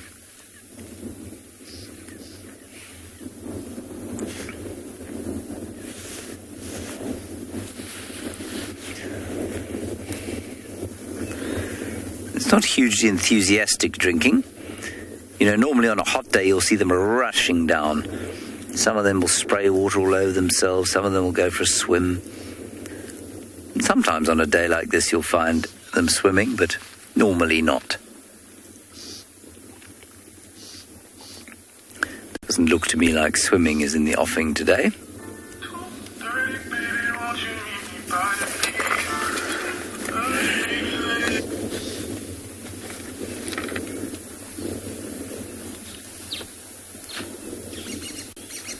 And now they'll head across the dam wall and see what there is to eat the other side. You can see how slowly they're ambling.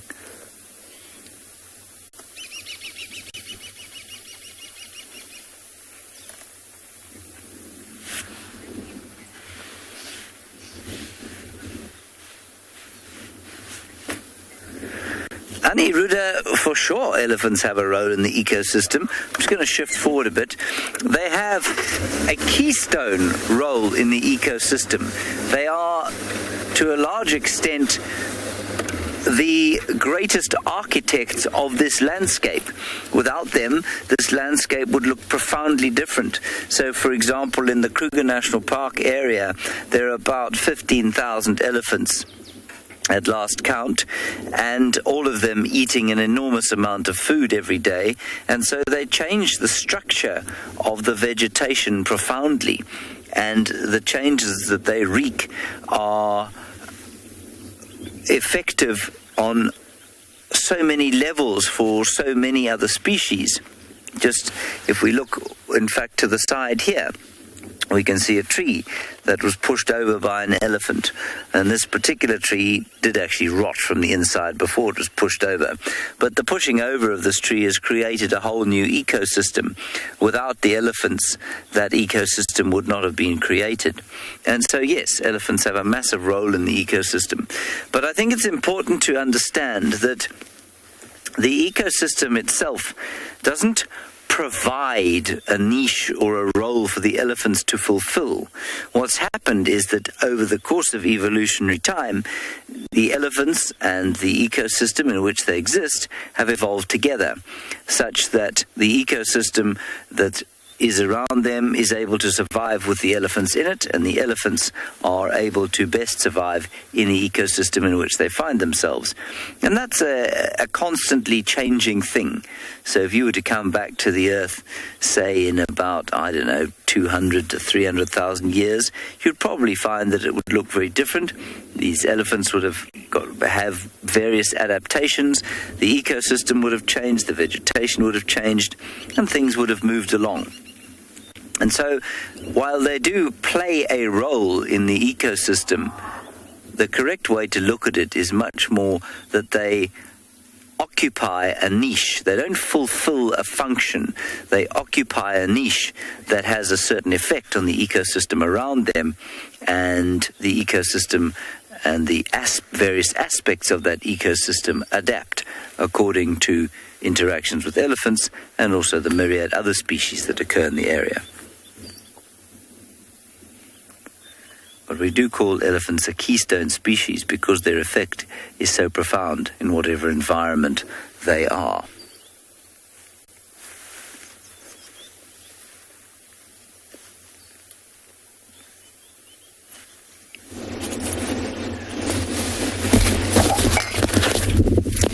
Well, talking about the elephants and being key in the environment, I would say the wildebeest do the same here in the Masai Mara. Because what would happen, you would imagine the number of thousands and thousands of the wildebeest moving on the ground. What happens is, as they walk, they keep eating the grass, they churn the soil, and you would imagine they tend to turn it around, which would help the vegetation to get better. So as much as you would say elephants are so key to changing the vegetation and balancing the ecosystem, the wildebeest do the same. Now, have a look.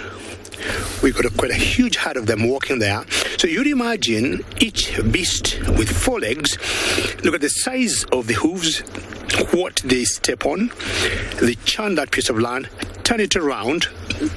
And just like in our villages or in our homes, how we go digging in our gardens, I would say the wildebeest tend to do the same.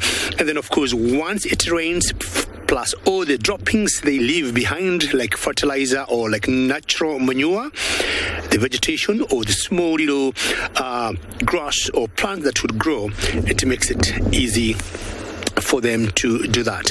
Now, the herd you see there is heading towards the river. We saw a crossing earlier, and we're just crossing fingers that we'll see another crossing. There's a very high potential that they will cross.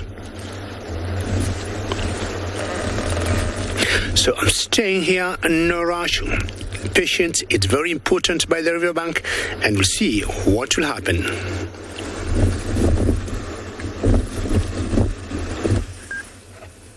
Patience is so important in the bush. It's what lets us get the sightings that are so incredible. Here we have some zebra going about their daily business that herbivores do, which is, like James said to you with the elephants, eat, drink, ablutions, obviously, and the occasional deep sleep. Now we're chatting about how animals change their landscape. And zebras also have an influence on the landscape. All animals do. As they walk around and they trample grass, leaves areas open for other seeds to come in and germinate. And they walk through it in their little herd. So actually a lot more stomping goes on than you may expect. Not as much as you would see with an elephant, but definitely they also affect the landscape in that way. Now they're often seen foraging with wildebeest. And wildebeest just chomp and chomp on the grass. And then the zebra like the smaller grasses or the lower grasses.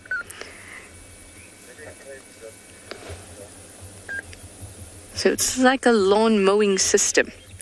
The wildebeest come in, indiscriminately eat, then the zebra come in, they clip the grass even shorter, and it keeps the grasses at bay, because what will happen is that grasses are fuel for fires, especially at this time of year when it's very dry. It's about the driest point, and now it's windy as well. So it's important for the herbivores to move around and eat as much of that as they can, so there isn't fuel for fires.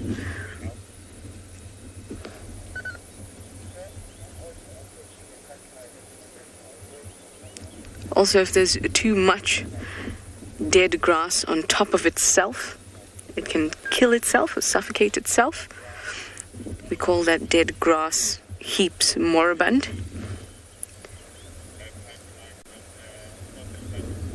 And all these herbivores help in keeping all of that in check and making sure that fires don't have too much fuel. Of course, they're not thinking about that kind of thing, but because of the way the system works, everybody has a job. from the ants, termites, spiders, all the way up to elephants and our predators. Everyone has a job in shaping this landscape.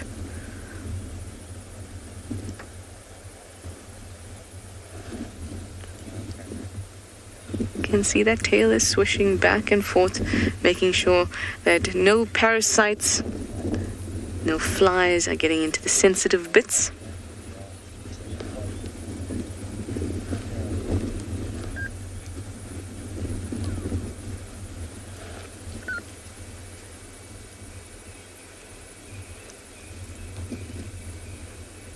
And they will also occasionally eat quite dry, even burnt twigs and grass,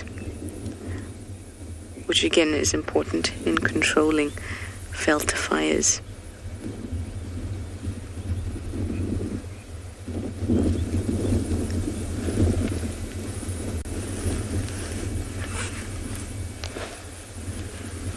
You see some impala coming to join them now. There was a massive herd with them at first. Now there's two young boys that are coming along too. And like we said before, herbivores working together, all after the same type of thing, but just a little bit different. These boys are mixed feeders, so they're not just grazers. They'll be looking for leaves as well as bits of grass. And I'm still with my wildebeest a little bit further up from where I was. Interesting topic you were talking about, animals that contribute to changing landscape. And for sure, wildebeest is one of them. Zebra and wildebeest, elephant, all of them, they do help. Over here, you can see this animal, the wildebeest, doing exactly that. It is important to get rid of this grass and also to fertilize it. And this is what is the role of the wildebeest. Smaller antelopes like Grant's gazelle, waterbuck, Thompson's, reedbuck, oribi, dicus, dik-diks, all of them cannot exist in such a long grass, and so the wildebeest play a big role in making sure that they mow it down. This is a duty they have dedicated themselves to doing for the last about 70 years since the migration started, and they come every year to do that, exactly passing through same spots for about 3 months, making sure it's all the way down before leaving back to the Serengeti. This is an animal that does very well. Every year, about 500,000 are born.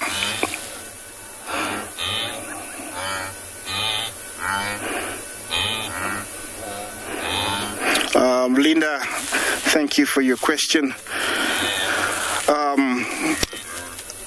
You ask, how many do wildebeest cross? How many times do they cross the river? I don't know how to frame that, but they do cross many times per day.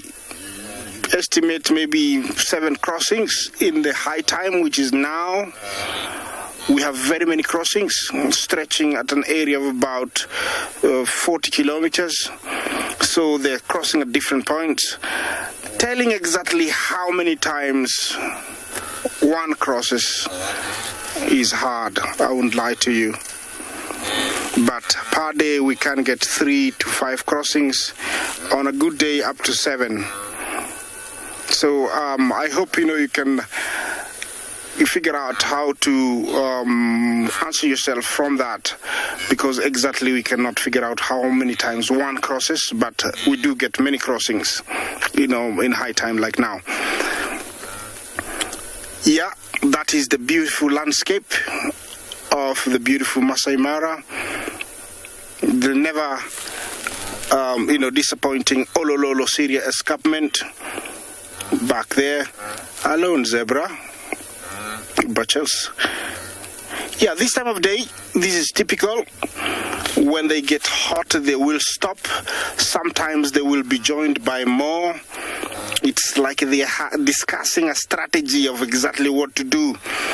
Usually they need to drink, so they think of where to go, but for some reason they tend to stop and just look like they're thinking of nothing.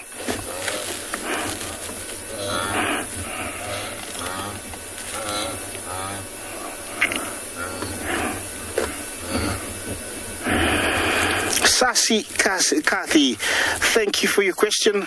You ask if there are more wildebeest in the world than any other animal. I doubt. I think in America they have the deer called the longhorn. I don't know if I am correct, but there are very many. In Africa, these guys are the most. I think, there's somewhere in the world where there's more animals than this. I don't think they're the only ones that outnumber, all the other animals. Yes, but over here, definitely they are, they outnumber all the other animals. Yeah, that is a male.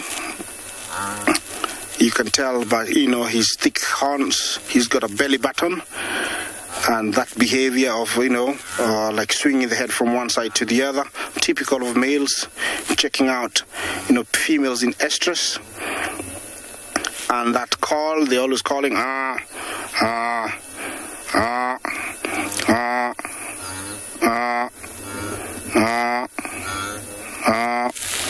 That is very typical of wildebeest, call when, especially a male is looking for females.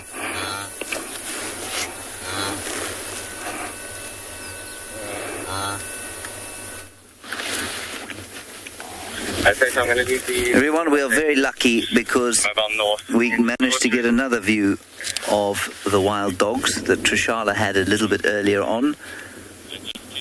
They very kindly allowed us back into the sighting. Now they're heading onto a reserve where we cannot travel, unfortunately, but it's very nice to see them regardless. But I do think it looks like they're adopting a kind of hunting posture. And I know that our boundary is actually not far off towards the left-hand side of your picture. So we might be able to stay with them for longer than you think, or than I had expected.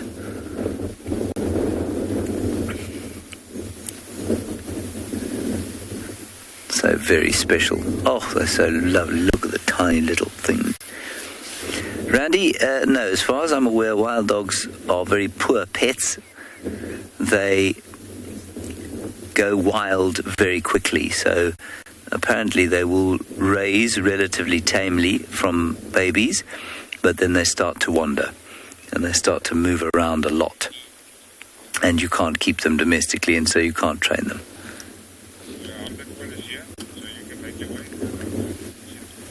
Okay, they're after something. They're chasing something now.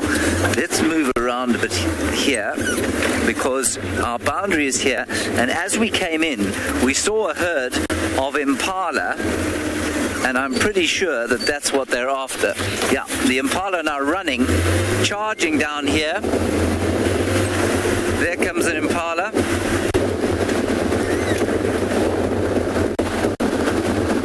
Haven't come out yet. Two impala crossing the road in front of us, running for their lives. They don't bother to alarm call when the dogs are chasing, they just run. Now of course they can change direction 150 times during the course of a chase. So they were running straight towards this area here. The herd of impala was right here. Two of them have scattered that way. The rest have scattered somewhere else. You got them. There's some impala still here. Let's wait here with them. Just keep an eye out all sides. Let's keep quiet. These guys don't know what's going on here. They don't realize.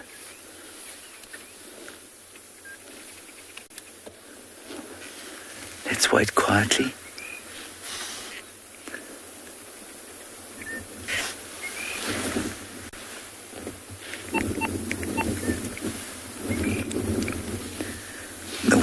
blowing, so it's very good hunting conditions.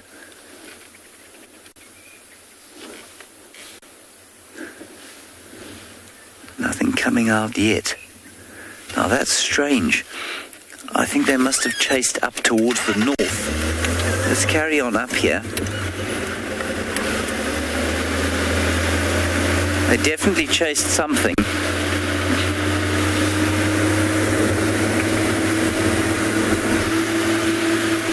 You always got to keep a lookout behind. They could pop out anywhere, literally.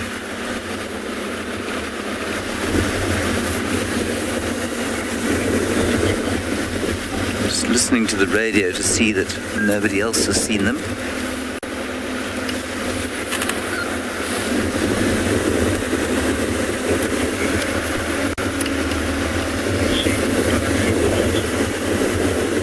See anything else? I think they're probably chased up towards the north around here, but we'll keep having a look to see if they pitch up.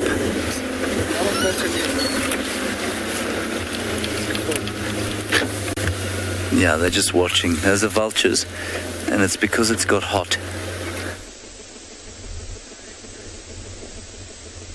So Wild James is looking for those wild dogs. Oh, there's one of the small cubs. That's quite a surprise. In fact, that's about the most excitement we've had in the last few minutes. You can see it's moving into the shade. It's been, sun's starting to become warmer now. And where this little one was laying, decided to move over. Tammy, I don't think I got your question clearly, but I think it might have been how old they are.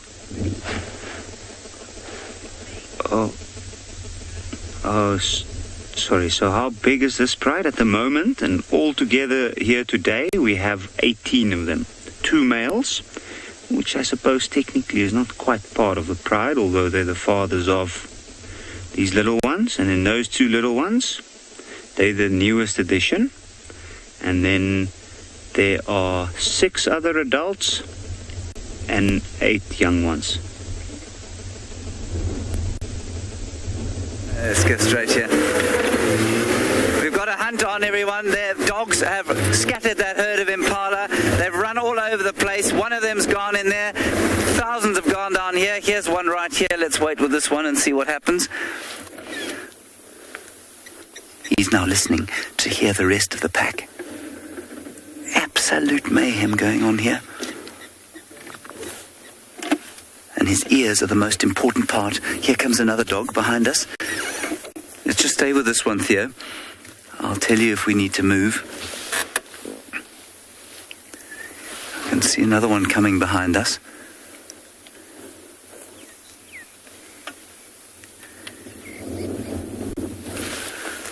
Yeah, just running up the road behind us. And he's going to follow. All right, let's go. Oh, and here comes another lot, straight in front of it. Straight from the right. There you go.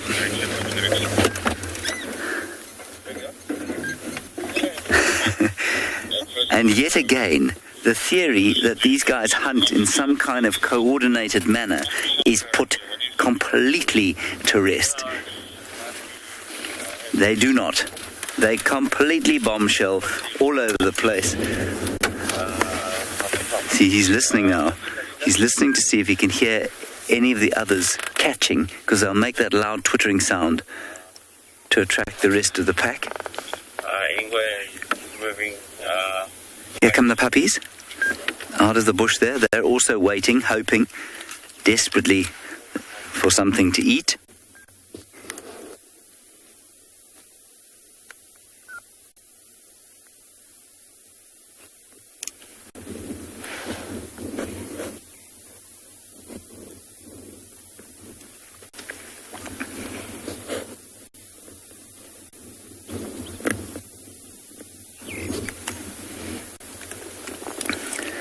It's important that we're relatively quiet because they use their ears so much.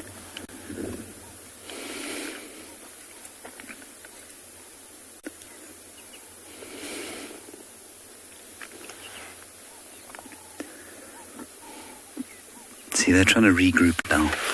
They've flushed that whole herd, and I don't think they hit one. I think if they'd hit one, they all would be running towards where it had been caught now. Yeah, Mike, more to your right. You just head towards that drive north. It's just nothing that then you just more south of make your way here. Copy, friends.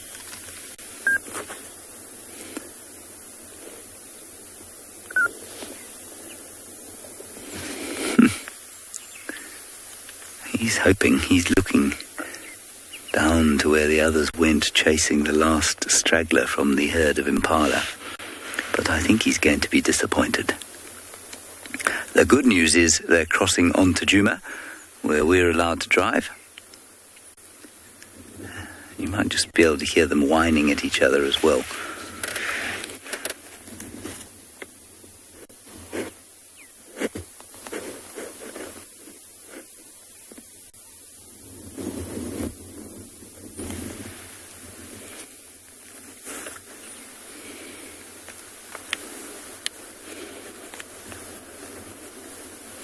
Difficult for them to hear also with the amount of wind that there is today. Okay, let's move a little bit. As the pups come out. Here comes another adult. That's the one that I call the toothless wonder. Except he's not toothless at all. He's just missing a piece of his lip, which means that his tooth sticks out. Yeah, they missed there. They're regrouping. Here comes another one. Straight out the front. He looks a bit more excited.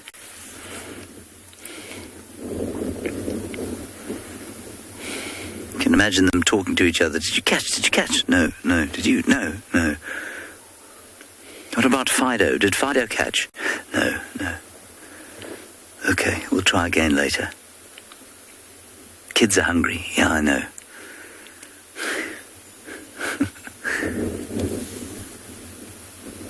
There's Toothy.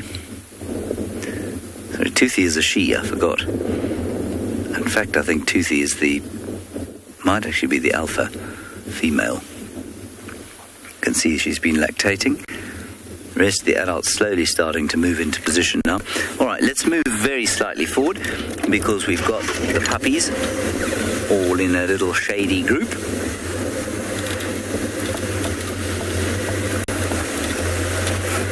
And we'll stay here for as long as we can.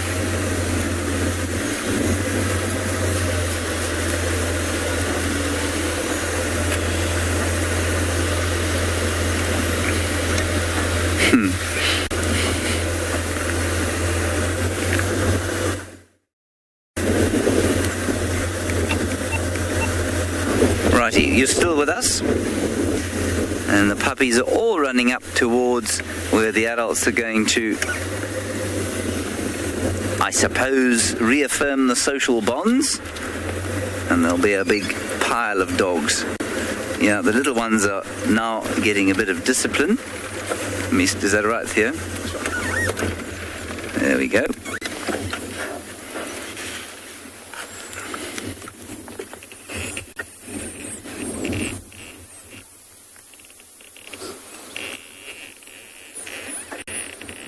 And the adults are still moving, and that's obviously because they feel a meal needs to be provided at some stage today, which it does.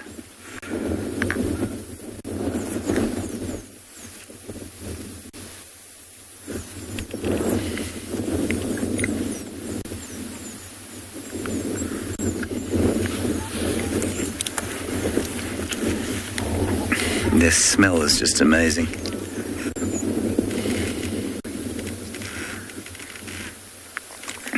Even if they don't have the best sense of hearing in the bush, then it must be very close to the best sense of hearing in the bush. I don't know if it is the best of the best. It's, again, one of those things that's very difficult to test, but I suspect it must be close.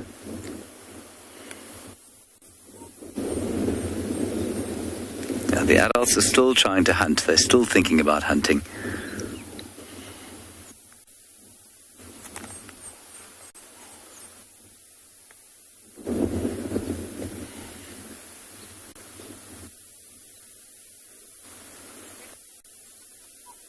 So with any luck, they'll have some luck, and we'll be here to see it.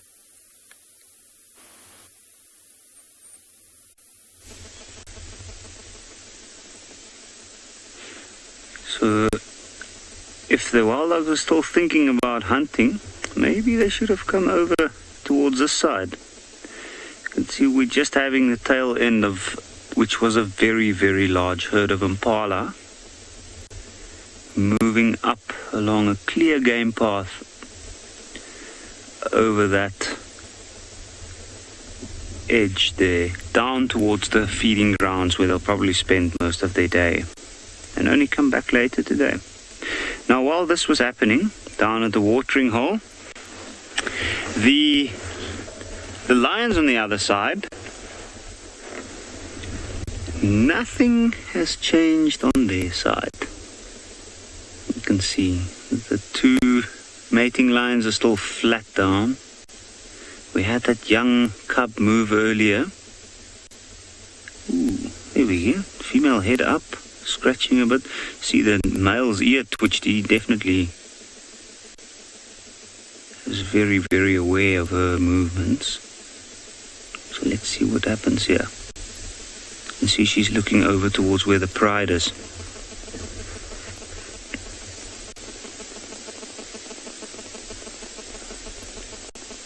Now, people often put a time to how often these cats mate. But I have to say, from what I've seen, it happens in the mornings, and when the weather's cooler, they do have more of a regular intervals between mating sessions. But once it gets hot, and usually from about this time of the morning, then the intervals might become a lot longer. So let's have a look and see what she does. She's moving over towards him. Head down. He's up. Look at her throwing herself at him.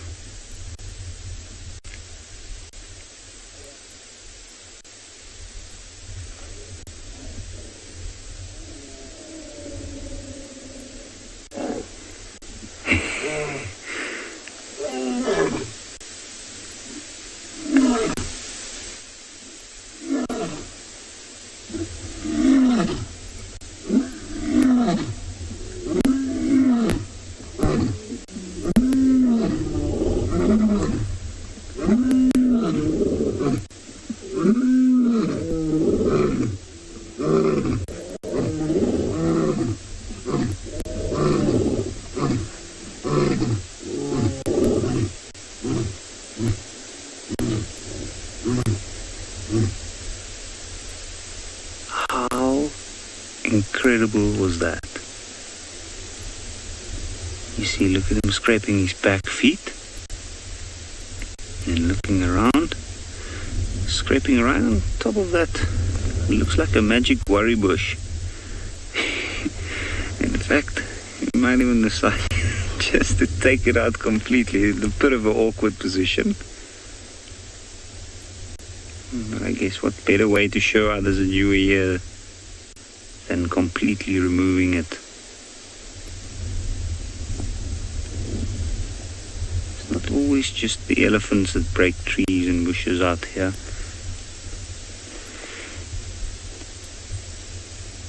He's probably gonna go lay back down somewhere close by. You saw the whole pride was roaring when he did his call. And it sounded like one of the older females had a very, very loud response. For the young ones, often it's slightly confusing, and there you go and move around during this time. But look at that lioness. See, foot up in the air, having some wind come through. And that's a comfortable position for her at this point. We saw the male jumping back right after they mated, and that's because those feet and the front paws coming around quickly can be quite dangerous. Now, he's still got his head up, and I think he's going to look around for a little bit, but then he'll put his head down as well, and things will be relaxed once again for at least the next couple of minutes.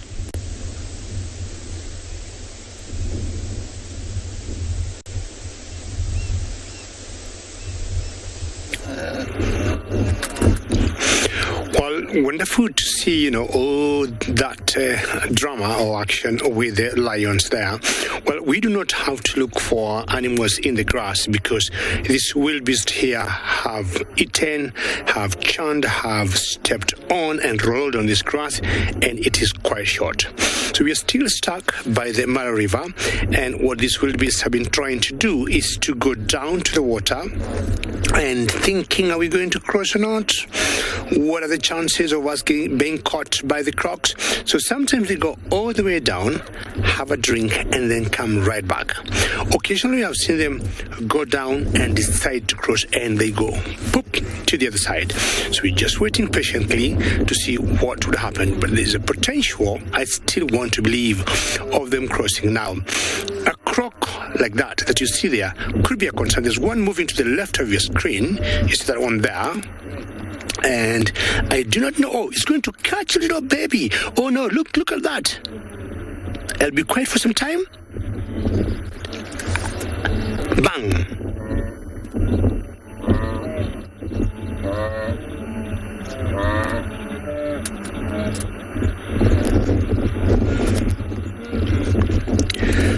Ladies and gentlemen, for those of you who could be a bit squeamish, this is all what happens out here in the African bush. And the crocs are carnivores, they need to survive, and that baby wildebeest is gone.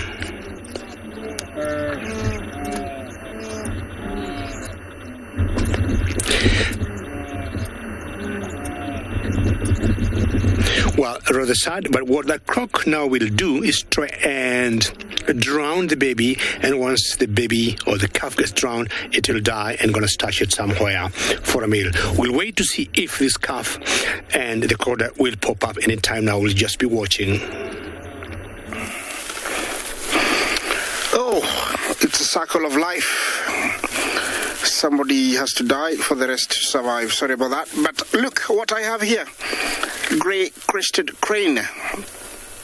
That is a sub-adult. It is nice to see them when they're growing.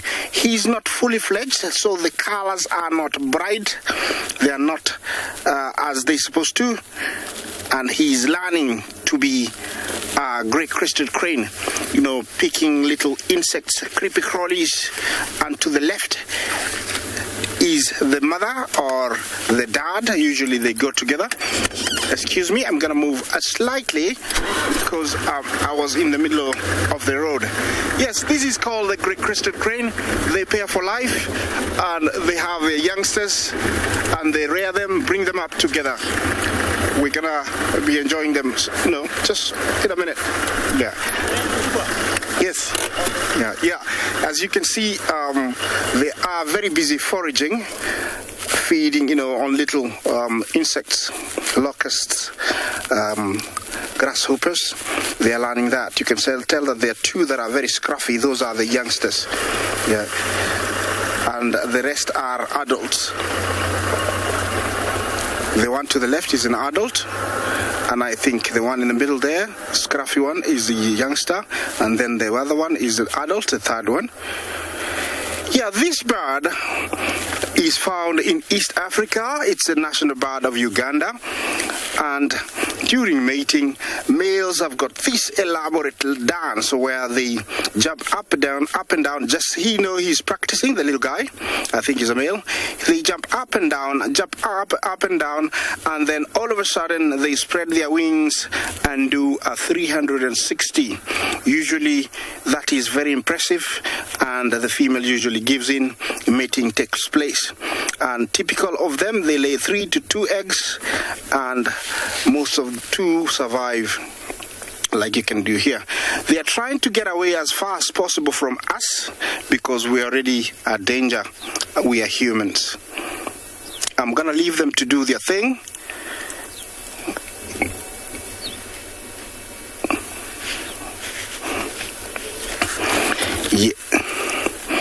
Yeah, this one, as I said, they're getting away from us. It is the national bird of Uganda. Do you know the national bird of Kenya, or the national animal of Kenya? I'll wait for you to give me an answer a short while.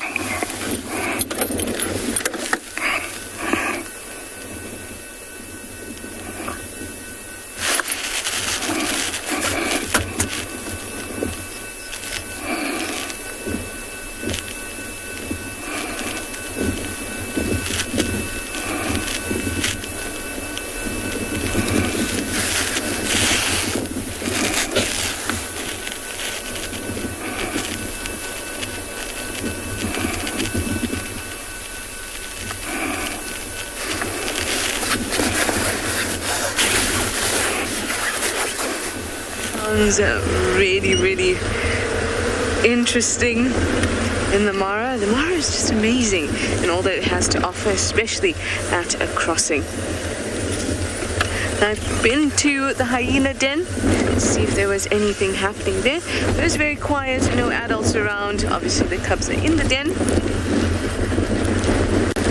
But that is it. So now I'm moving west. I might pay a visit to Simbambili and see what that side of the world has to offer. We followed them. The adults got up and ran. We stayed with the youngsters and we followed very gently behind. And it was amazing to watch the little things navigate, stopping, listening, moving, stopping, listening, and running. They obviously knew that something had been killed, and now here they've arrived with the rest of the adults. I can't tell what has died. It looks like a bushbuck to me.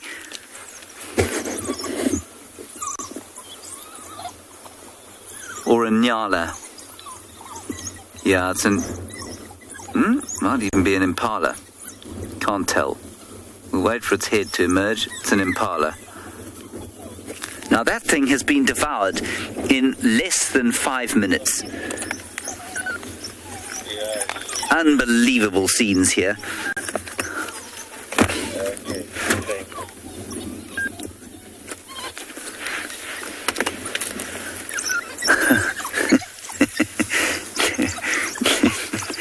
I know it's very macabre. Let me just move up onto this little island here, Theo. I think it might be a little bit more helpful to you. That is a seriously macabre scene there of the alpha male fighting over the head of whatever it is. Yeah, an impala.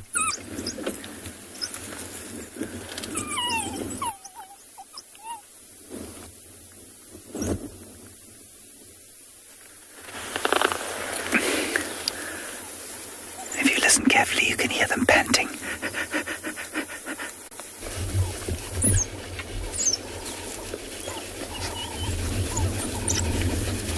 That's quite interesting to see this little tussle going on, because we see them as a, generally egalitarian society. Where here, there's a much more leonine fight going on over the food. Well, that's not particularly aggressive.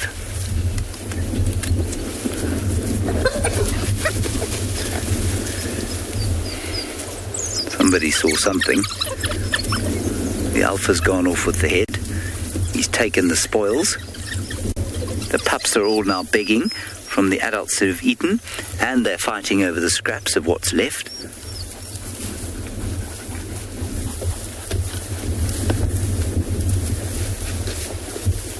Oh, we got very lucky today. For them to have killed at this time of the day is very unusual. Here comes a hyena. Hyena's coming, belting in. They've caught the hyena. Let's just wait here. It's a young hyena too. And it's making much more noise than is necessary. Tawny eagle flowing in as well.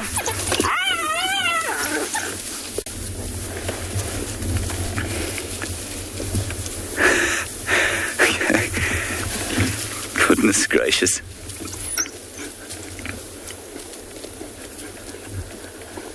Now that hyena is making that noise to discourage being attacked. It's not because it's in a lot of pain. It could easily have just turned around and run away, but it came back towards where it thought there was some food. Completely fearless. And also prepared to take a hit. It's prepared to get thumped in order to get some food. Yeah, the hyena's still around. It has given up now. I think it's gone off towards the right. But it was prepared to take a couple of bites to investigate to see what it could find.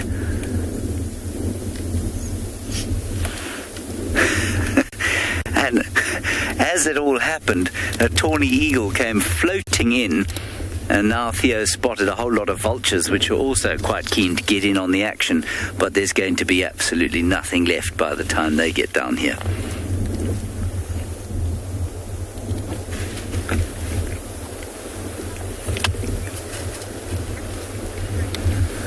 Yeah, Jenna, it is absolutely crazy. It's completely wild. They are always the most exciting sightings, wild dog sightings.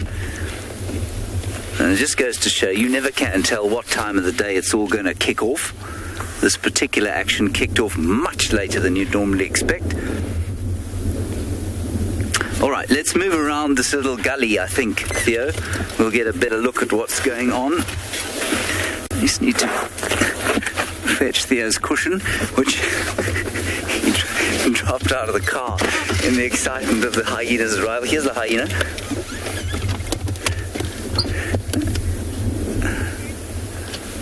That hyena is not scared. So we'll reposition and see what we can find. Or let's wait and see what he does. That's a young hyena too. I mean, that hyena can't be more than a year old. Some of our viewers will be able to identify it. And asking for more trouble. Here comes an adult now.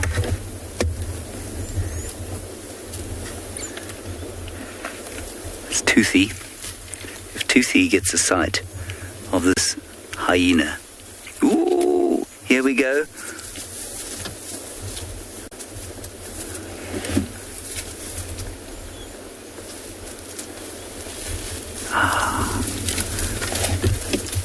The hyena missed out. Here it comes. Oof, it's going to be in trouble if the adults see it. Here they come. One bite on the backside, then the dog knew that it was on its own. And if there's one thing a wild dog knows, it's to stay away from the business end of a hyena, because those jaws are lethal.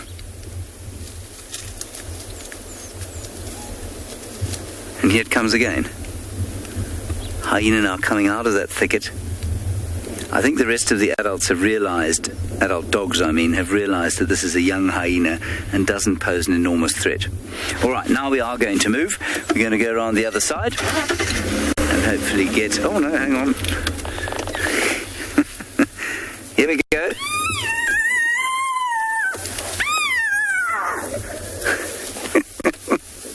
This is unbelievable stuff.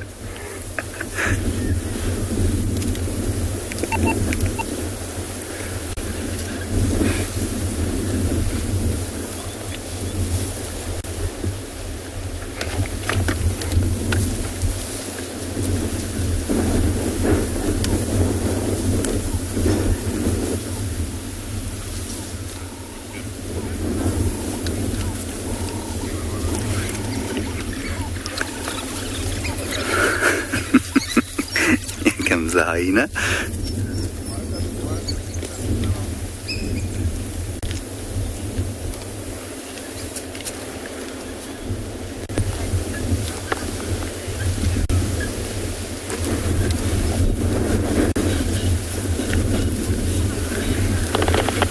Let's just see what happens here. Oh, he's got a little scrap. Well done. Well done, Mr. Hyena. No one's backing you in this particular fight, but you've got yourself a little bit of a meal there. That shows you the value of persistence. Clearly not enough, though. Wants some more.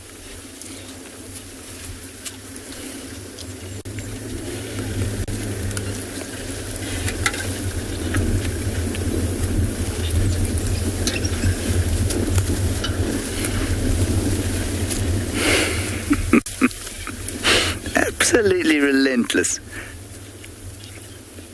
These dogs would kill this hyena. If they got hold of it properly, they'd kill it.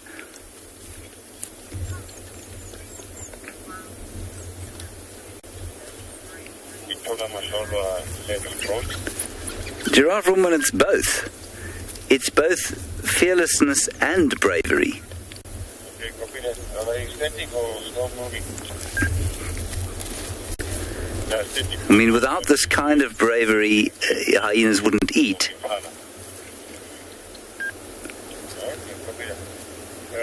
Closer from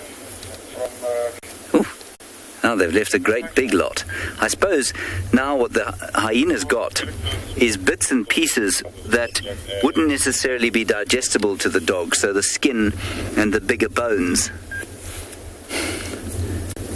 Oh, it's going to be very happy with that return.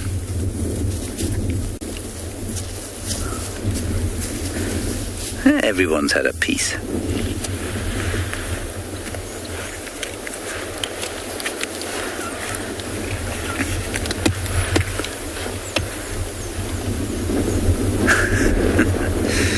Wow.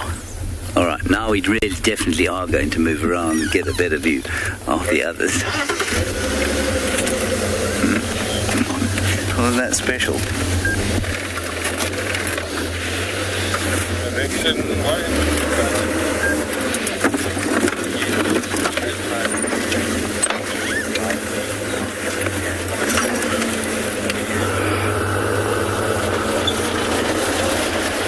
Welcome back, guys, and now I have something else. Yeah, Africa tallest, the Maasai giraffe. And here looks like they're very relaxed. These are males. I will be telling you that shortly, but we have more of them, and they all look like they're chewing their cud. Very inquisitive, as you can tell. I love that stare. They look at me like I owe them something. It's like, they know I'm talking about them. Look at them. It is interesting when they chew like that. If you watch keenly, you'll see them swallow, and then you'll see them regurgitate, another cud coming up the neck. Let's wait and see. Let's hold there and see. He's chewing. I'm gonna tell you when to look. He's chewing, yum, yum, yum. It's very tasty. Thank you for that side profile. Okay, swallow. Going down. Do you see that? Okay, wait on the neck. Wait on the neck. You'll see a ball come up. Wait. You'll see it come up on the neck. Look at the neck. You'll see it come up. There it comes. Yeah. I don't know if anybody noticed that, but usually it comes like a bullet. You see this ball, coming up, and it stretches a little bit, and then it chews it, and till it's properly utilized and chewed, then it takes it down. It is a ruminant, which means it's got a 4-chambered stomach. Normally, they'll collect everything they're eating, especially leaves, and put them into the large intestine, the rumen, and then that's where it ferments. It gets fermented. It is hard to digest cellulose, so that's where it gets fermented to dilute that cellulose. Then they regurgitate it back, ready to be chewed and taken to the other chambers of the stomachs. This is the famous Maasai giraffe, very widespread and found in East Africa. How you can identify it is by looking at the pattern. It's got a jigsaw puzzle or patches. That's how you identify it. And then from the ankles down, it's got socks. We cannot see that. We have another 2 species. We're very fortunate in Kenya. I won't talk much about them. Let's stick to what we have. Yeah, and all of them looks like they're chewing their cud. Yeah, you can see the socks from here, but definitely it is a Maasai giraffe. They stand about 18 feet tall, can weigh up to 1,500 kilos for females. Very good eyesight. They have amazing eyelashes. Look at that, like pointed muzzle, the mouth. Unlike most other grazers, this is to be able to penetrate inside bushes. If it was like flat or square, it will actually interfere with getting into the bushes. So when it's pointed, it is much easier. They also have very prehensile lips, like fingers for amazing noses that they open when they want to breathe, so that leaves don't get inside. So everything is properly thought of. Long eyelashes for stopping the leaves from getting into the eyes. So it's a well thought animal. And here looks like they have parked, meditating and chewing the cud.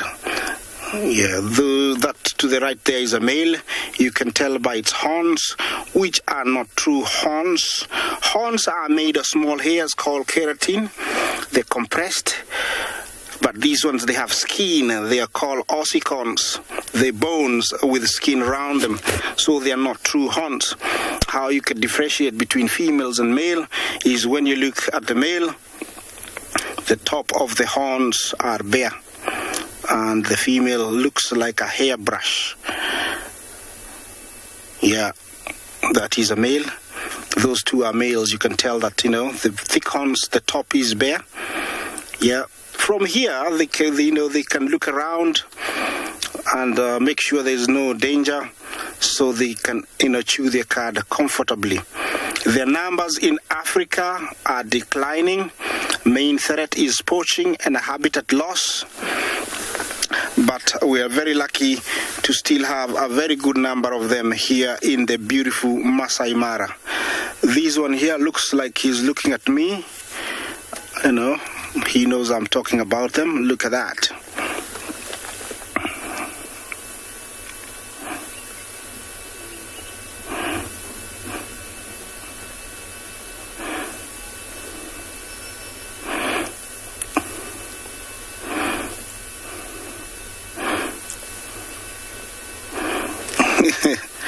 Yeah. Thank you for your answers. You said that the lilac-breasted roller, the crested crane, and the dodo. Unfortunately, nobody gets the jackpot or the right answer. We don't have a national bird in Kenya. We have a national animal, and if you can guess it, I'll be waiting for an answer. We have a national animal. We don't have a national bird. Yes, sorry, I did twist you there to ask you about a bird. I thought, you'd check it out, but thank you for your answers. Okay, I'm going to stay with my giraffes. They're really hypnotizing to relax. So I'm going to relax here a little bit, and I'll, see you in a few minutes.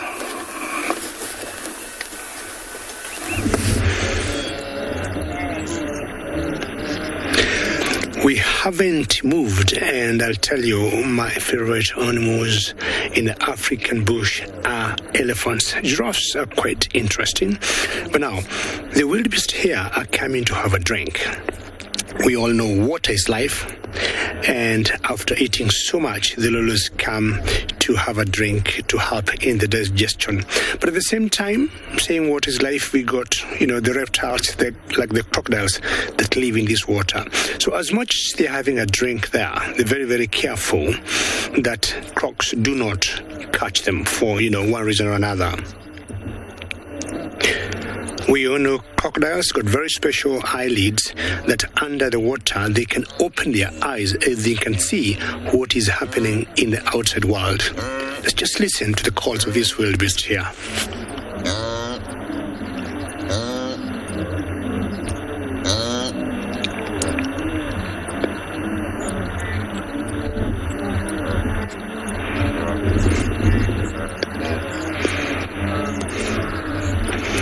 There must be some communication of some sort, and I always imagine as a person they are like agreeing and disagreeing. This place is safe to cross? We do not think so. Okay, let's give it a chance. They come so close to the water and then they change their mind. So, you never know what happens. But as I said earlier, the best thing to do here is just to be patient and watch and wait.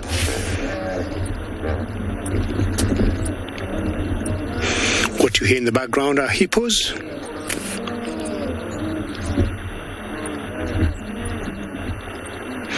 Now, if you look carefully, one group is so close to the water near your screen, and there's a group that has just veered off to the left. So if there's a little feeling that where they want to cross is not safe, they have small little democracies amongst themselves, just like the buffaloes.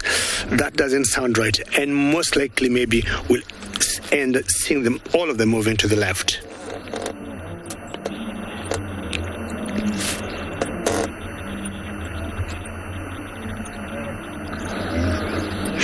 Neva, I'll tell you, or rather you want to know whether there's a leader who always makes the decision. For the wildebeest, it's always very difficult.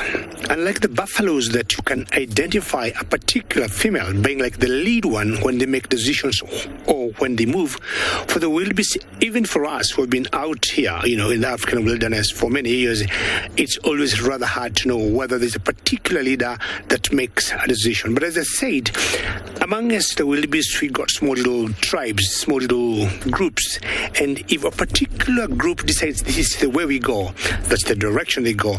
Now, Neva, we got this group here that's still debating whether to cross at this point or not, but the other group that was equally as big have moved to the left.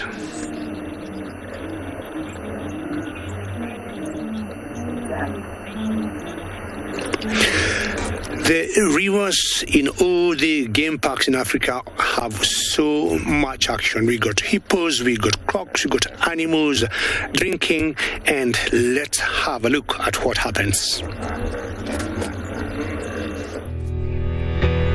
Rising on the northwestern edge of the Great Rift Valley and flowing into Lake Victoria some 400 kilometers later, the Mara River is a great vein of life. Running through one of the world's most famous wilderness areas, shaped and fed by African thunderstorms, rapids, pools, and banks provide sustenance to a variety of creatures.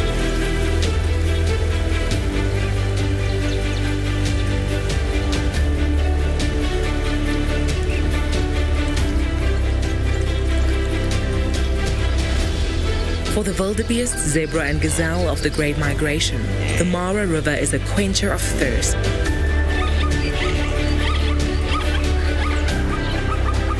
And also a fateful test. The herds must cross in search of grazing, but beneath the muddy surface lurks some of the world's largest crocodiles. They have been waiting for the migration for almost a year. For those that survive the rapids, rocks, and crocodiles, pastures of sweet red oat grass await.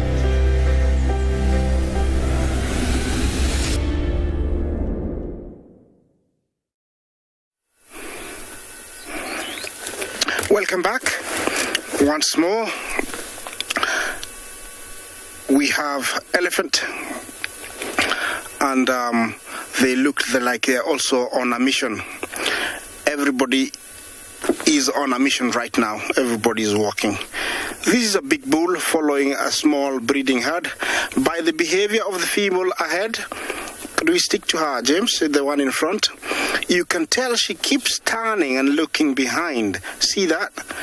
It's like they have been harassed by this male, and he's trying to, make a distance or, keep a distance from him, but he's catching up quite fast.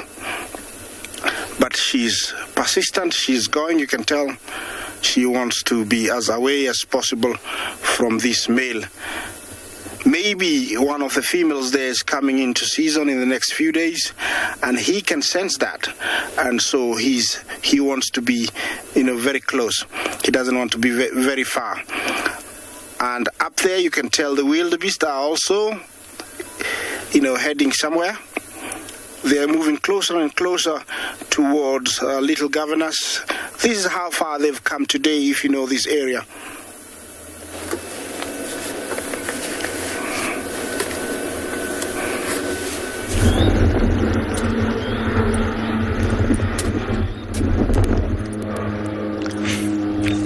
In general, the hippos do not have major interactions or concerns with the wildebeest. The challenges are always between the wildebeests and the crocodiles. Now, these ones that are drinking here must be very thirsty. They're trying to quench their thirst because, they know the dangers that is in front of them. To try and cross this river, so many things would go wrong. Not sure whether they're trying to prepare themselves, to save themselves before they take the dangerous plunge in the water.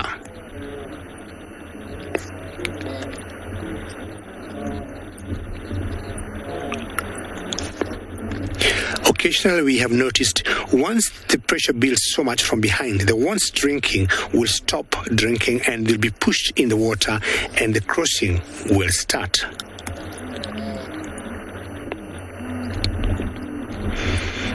It's always very difficult to know the position they're going to cross and the time they're going to cross. But again, as said out here, patience is key.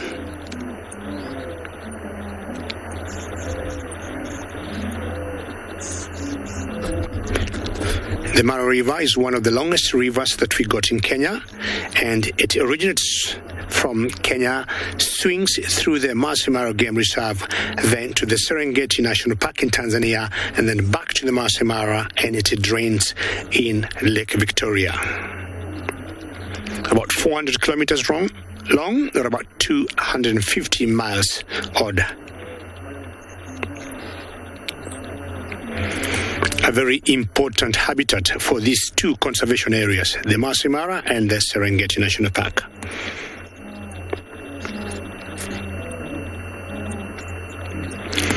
Very interesting. The ones close, or the ones very close to the riverbank, are pretty young, unlike the adults, which I would expect to be close there. We'll keep waiting and see what happens.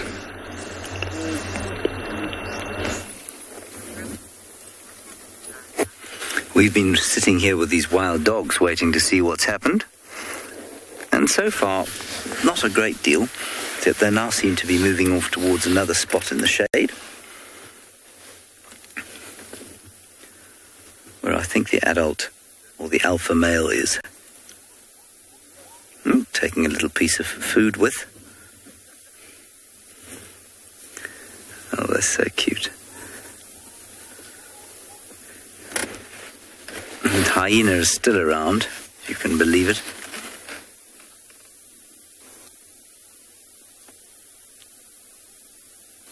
Oh, shame, that little thing's got a limp. That's not great. All right, well, we can move around there and have a better look.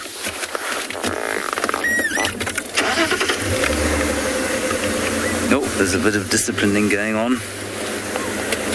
Just don't want to get anyone's way. So let's go this way.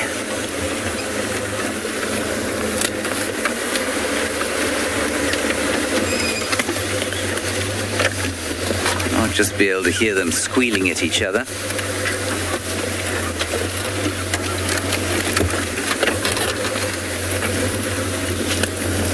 No. Cranky, no. They will normally finish what they can of whatever kill they make before moving on to catch something else. But you must remember, of course, that they don't kill necessarily as a pack. So sometimes the pack can kill more than one thing. And then they would have more than one carcass on the go at the same time. But they would then leave that carcass once they'd finished eating, once they'd got full. I've seen two dogs kill a bushbuck once, adult bushbuck ram. They ate what they could and then packed it in. They didn't carry on eating. So it's not like they will hang around a carcass that they haven't, or that that there's still meat on. There's a lot of stick and bush in the way of this sighting now. I think they're after the hyena again. Oh, or they're after more food. They've taken off at high speed. I have to now try and turn around.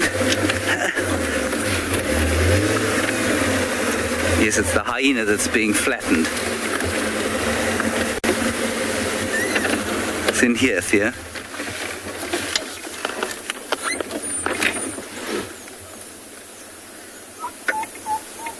I'm just listening. I heard the incredible noise. I'm just going to move back because we're in their shade. And they were in this shade. There we go. I'm just going to move back here. So that they can come back to where they were.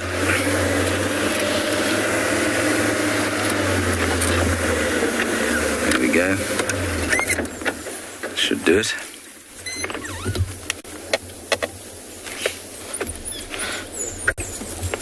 we are. Gently coming back.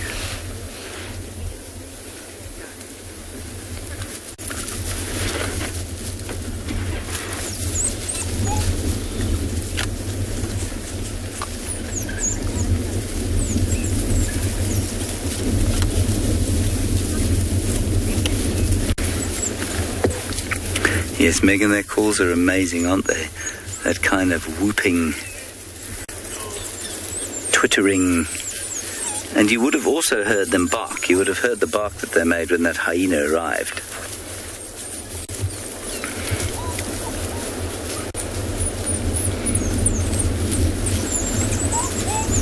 And they'll probably settle around here for most of the day.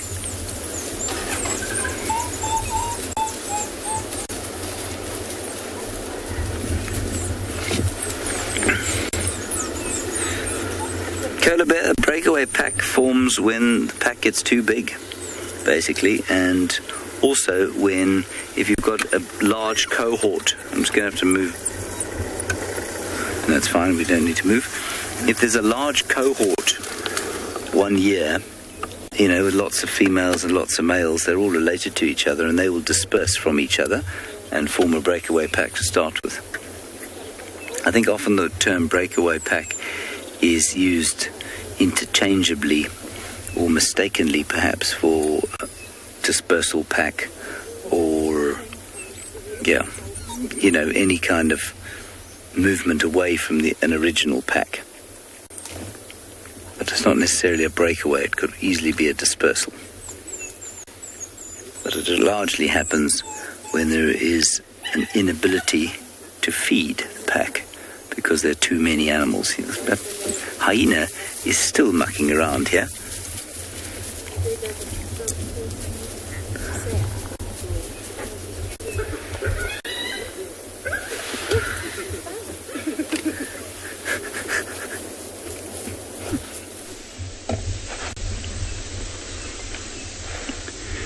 So there we have a little bit of a wider perspective on what's happening in that situation.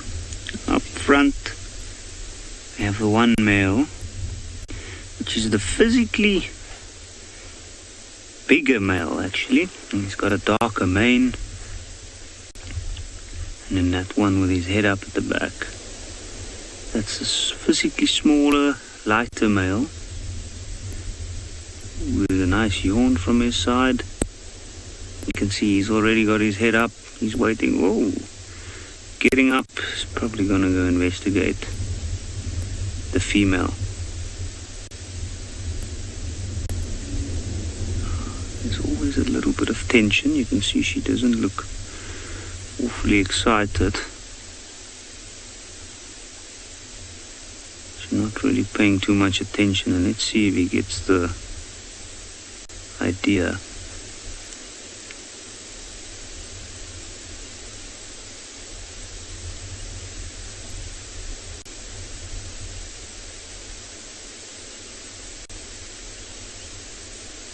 Doesn't look like she's going to make any sudden movements or throw herself at him again like we saw earlier.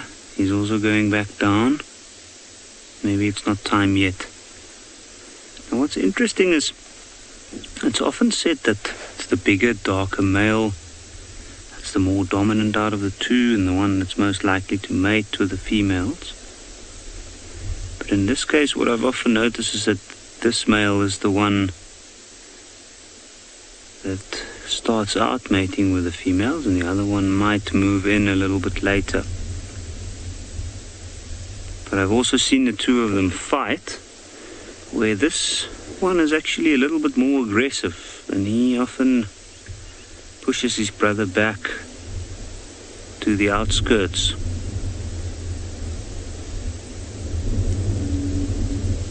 Now I haven't seen any interest from the other brother this far, although both of them and this female that he's mating with were gone from the rest of the pride for the past couple of days. If you have a look at the bushes and the grass in the background, you can see the wind's blowing quite strongly at this point. because of that, the whole pride decided just to lay down here. But have a look at that male, constantly scanning around and being quite protective over her. So I think we're going to sit here and see if he changes.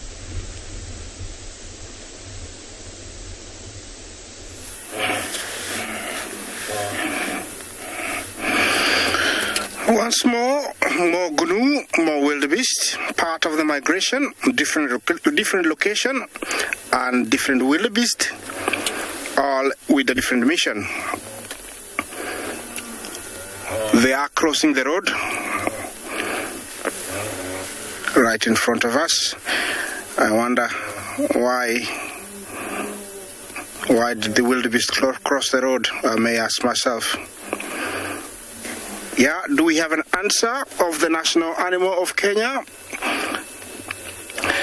Okay, these guys, I don't know what mission they have, but there is a swamp to my left. I think that's where they're headed.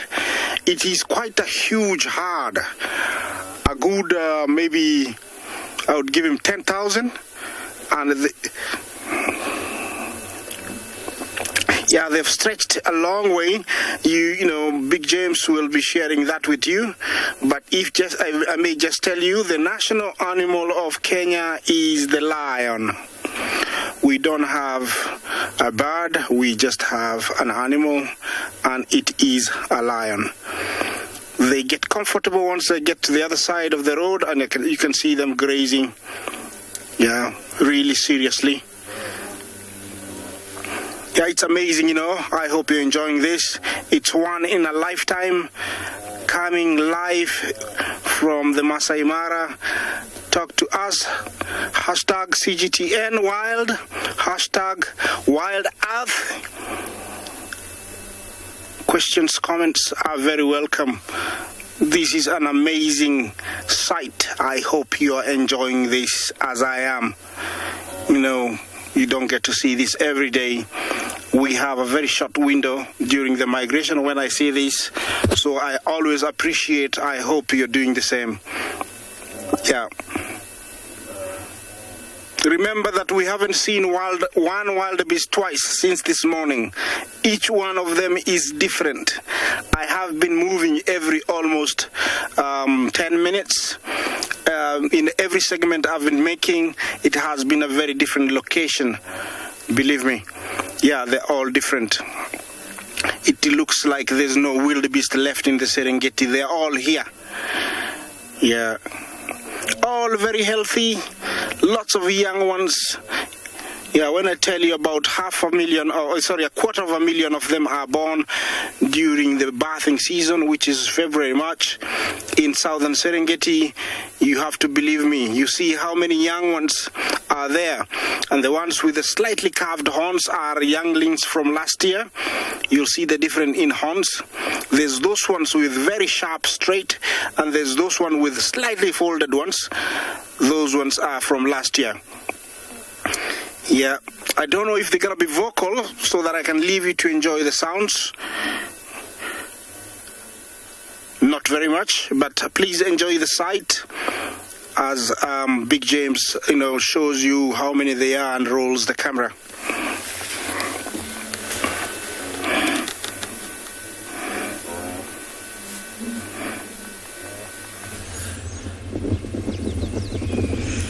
And there seems to be plenty nice big elephant bulls here on Simbambili.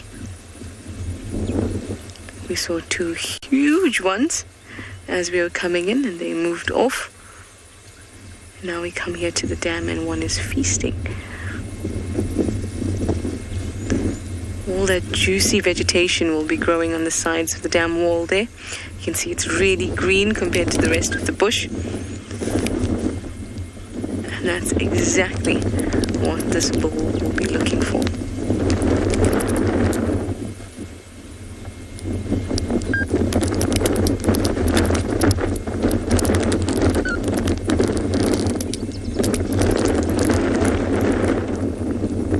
I want you to watch it eating this branch that is broken off. There's a little bit of green on it.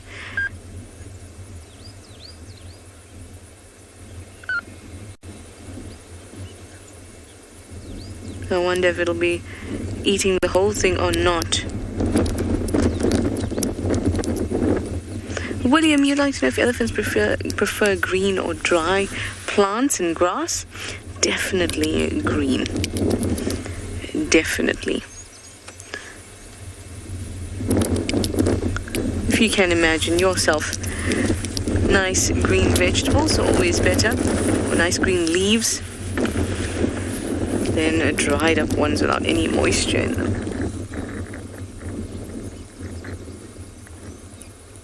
Now I want to watch whether it eats this stick quite carefully, because many elephants, when they're old, will come to the sides, the edges of dams and water basically riverine areas or bodies of water, where they can eat the softer bits. Plants are nice and juicy. They don't have to do too much chewing. And that's why often we get what's known as elephant grave sites, where lots of elephant bones will be found in one area. And that's a result of old elephants that are at their last cycle of teeth. Maybe they've lost their teeth altogether. Then they'll come to these areas to eat. So I was just watching this guy to see if he'd eat that branch. Ooh, he's dropped some of it, because he looks also quite old. If you have a look at the forehead, you'll see that there's these depressions on either side. And then if we get to have a look at the jaw or the mouth, you'll see that it's also kind of sucked in, much like when old humans lose their teeth. They too need to eat soft foods,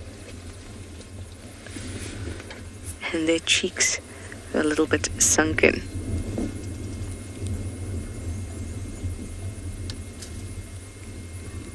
But it seems that this old boy is still able to chew some of the branches, at least, so he's definitely still got some teeth. At this time of year, when it's dry, if an elephant discovers a good patch of green like this, you can see there it's really green, no doubt they will spend a lot of time at it.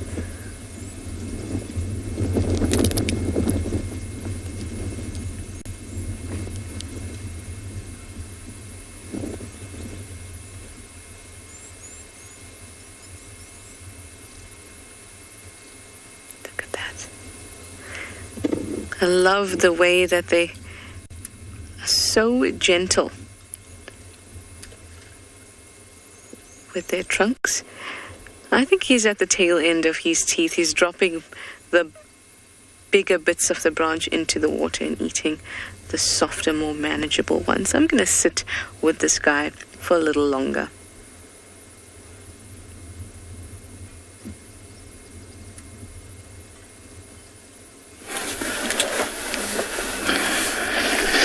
Yeah, welcome back from a wildebeest. They're all busy heading somewhere. If you ask me where, I don't know. They always look like they're on a mission. It's like they really know what they're doing. But nobody actually is heading in one direction. Everybody is going in different directions. It's rather interesting to just watch them, I wish you were here, but I'm glad that you are watching. Yeah, this is happening now. Yeah, those young ones, they are the same ones that I've been telling you that were born this year, February, March. Very many of them. Can you imagine, spending a day as a wildebeest? I cannot imagine, just, wake up, putting your head down, up, left, right, then somebody spooks you, you run a little bit, you stop and ask, why did you run? He doesn't answer you. Then all of a sudden you think there's something, you run. Then, you get tired of running, you sit down, you wake up again, eat. Then you think you're thirsty, and you think your friend, knows where the water is, you follow him. Then you end up being chased, you get lost. And oh my God, I cannot imagine. It's a very, very, very interesting life, and that's why I think I am human and they are wildebeest.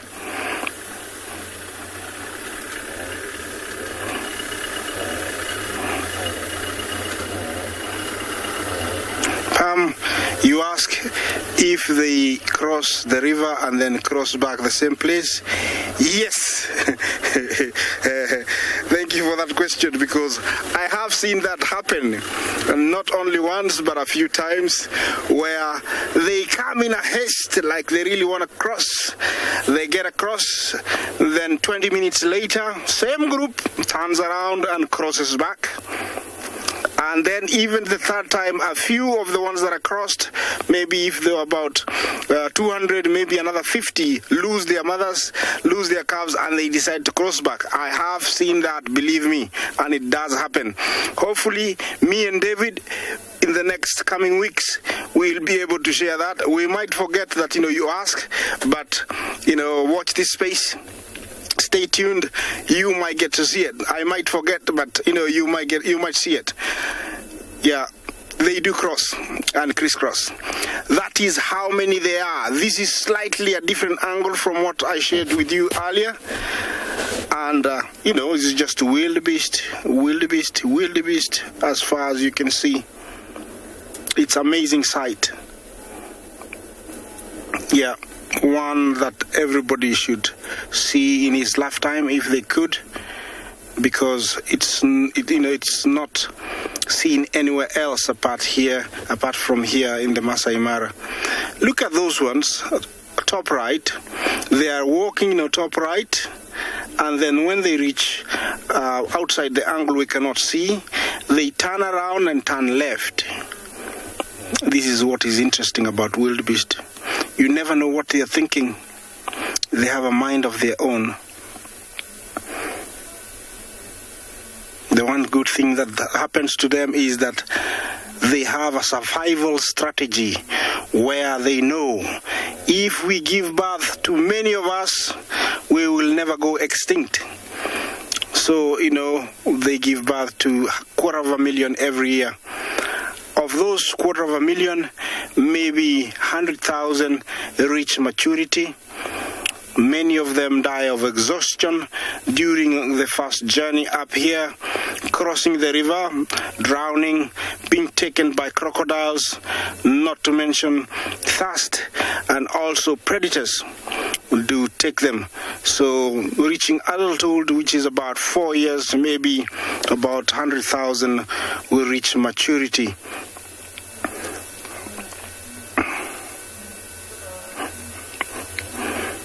Looks like they're more and more heading to the top right over there. I'm going to relocate slightly, and hope you're going to have fun enjoying a little bit of this.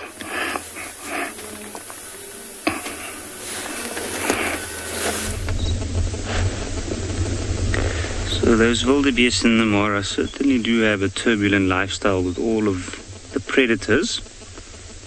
And one of those predators would be this lion. Now, its life doesn't look that turbulent at this point. And you can see he's almost falling half asleep. You can see his head's dipping a little bit. He's just enjoying that bit of warm sunlight that's just come through the clouds. But he is currently, and this whole morning so far, been mating with the female that's close to him. You can see now he's woken up. Let's see what he does. He might get up in a minute or two to turn around towards her side and see if she's ready to mate another time. But for him to get to this position, or to this stage in his life, as a mature male able to mate with the females in the area, he had to go through quite a lot of challenges in life. A big predator like this, they often get a lot of pressure from others within their own species. And it's truly a feat to reach this mature age and being able to mate and sire your own offspring. And even mate and sire your own offspring in front of your other offspring. See, he's just turned his head slightly.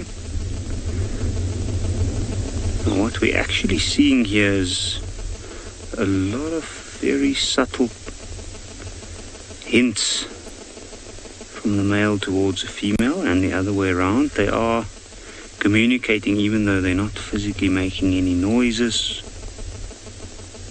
or even really looking at each other. Even though he looks completely unaware of what's happening around him, he's very, very aware of every move. Every time she moves, every time she rolls around, he knows.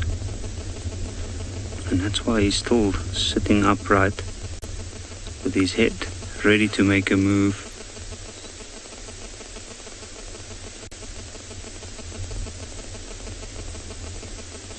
Now this morning we've been timing them, and they've more or less had intervals of 15 minutes between every mating session.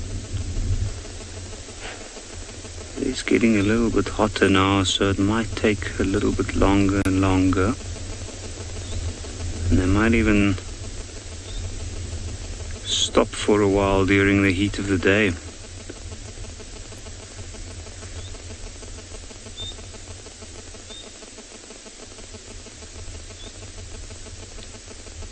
Now it's difficult to see clearly, but the female's laying down in the shade of that little tree on the termite mound right behind them. And they've chosen that open patch, which looks like an eroded down termite mound. And over there they've spent most of their time this morning.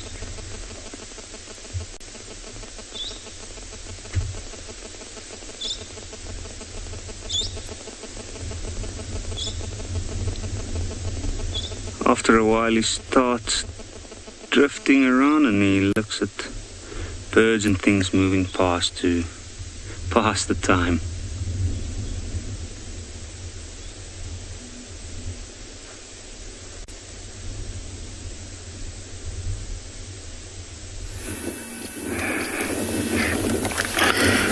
Welcome back.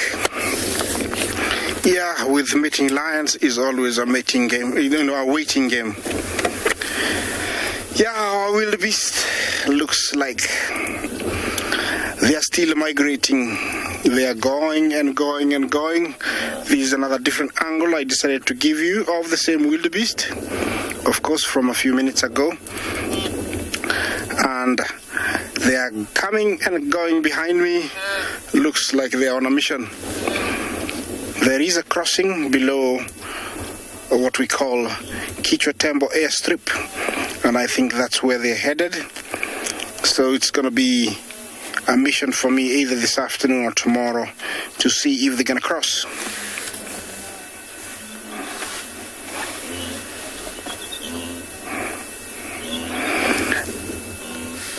I didn't get the name. Yes, they are Aunt John Samnam. Sorry about your name, but they are related to antelopes, but more a subfamily of the bovids, which are related to domestic animals. You know, the cows, the goats, the sheep. They are more related to that, but it is an antelope, yes. Yeah, mission impossible. We don't know where they're going. Look at that. All coming from the horizon. It looks like they're bubbling from a volcano. If you look way back there, It's beyond what I can see. So they're just coming up and they keep coming and coming. Remember, they just arrived here. They were not here. They were only about 3 miles from here yesterday. And so I think the smell of fresh grass is really pushing them to come, as many as possible. Andrea, did you say it's a beautiful scene? Indeed, it is a beautiful scene. One that, you cannot compare with anything else anywhere. I don't know if you can hear their gnawing. I'll leave you to listen to that a little bit.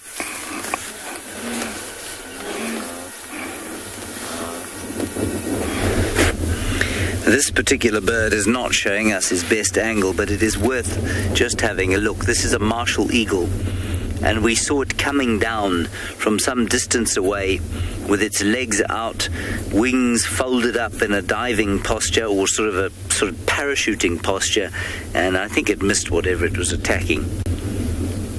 And now it is sitting here looking a bit depressed and irritated.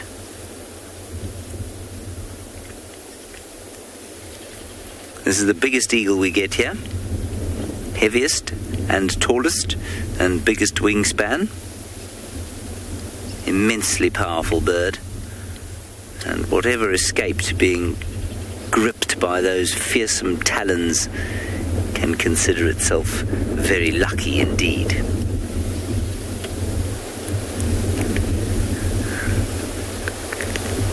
Typical August wind is starting to come up as the warmth builds a little bit.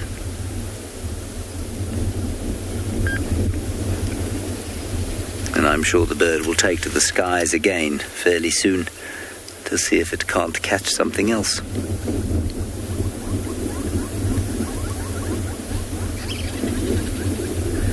It's quite difficult to imagine how it is that this bird is able to catch, given how big it is and that it's in the sky and therefore pretty obvious. But clearly it has its ways and means.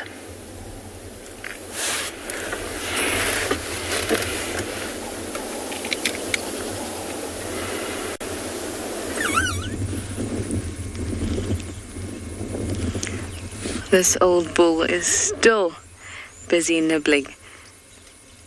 Isn't he just beautiful? Now you can see he's quite old because he's got a very defined hourglass shape. See the forehead and the tusks come out very wide between the eyes and between the tusks.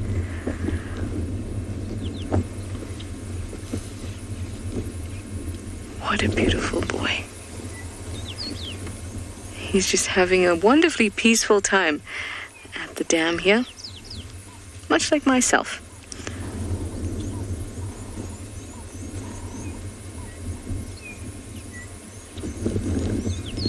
Oh, just lovely. Now we're talking about the teeth. Elephants have a molar in each quadrant of their jaw. Look at that. And those will be replaced 6 times in their lifetime.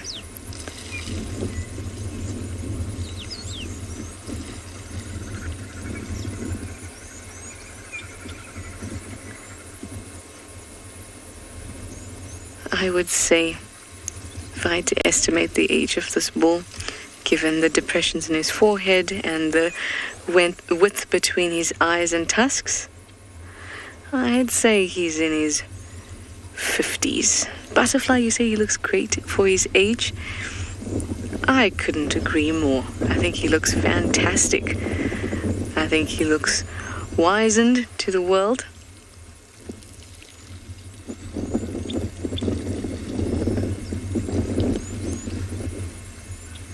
It's a really nice big bull.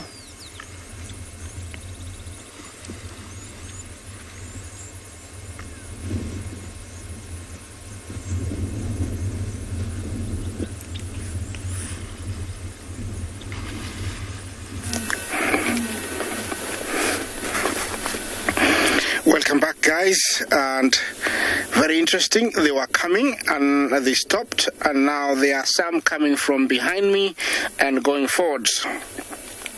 Typical wildebeest. I can't blame them. Look at that. They're coming from right to left, and those ones that actually were coming, in front of me and heading to behind me, have also turned, and now they're turning left. Yeah, it's amazing, to see these behaviors. They love walking. They love running.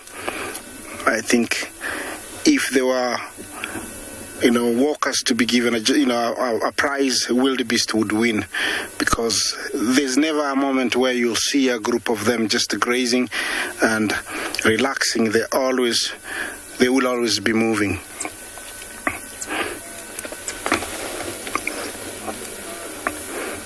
Still here, it's a mixture of females and young ones. There is a few males. During the migration, we do categorize them in three different stages. The first one usually is the head, usually consists of a lot of zebra and a few wildebeest. Then the body, which the body consists of a lot of females and the young. The tail usually is basically a mixture of draggers, like the males, the old ones. And over here, I can tell you we have the body. From this morning to now, I can easily and confidently tell you we have seen 500,000 wildebeest. Yeah, this is one of the best places to do air safaris, because, sometimes being on the ground doesn't do any justice.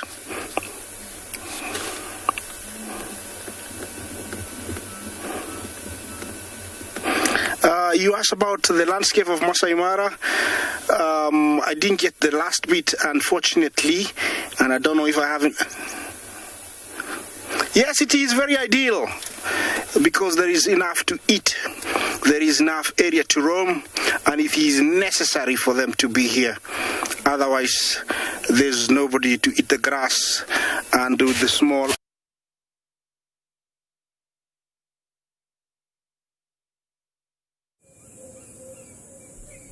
This program features live coverage of an African safari and may include animal kills and carcasses. Viewer discretion is advised. Good afternoon, everyone. It's great to have you here. We're sitting with a herd of elephants off in the thicket because it's a chilly, windy, dreary day here. And they are doing exactly what I want to do and keep warm. So everyone, get ready. It's that time of day for your live safari through the African bush.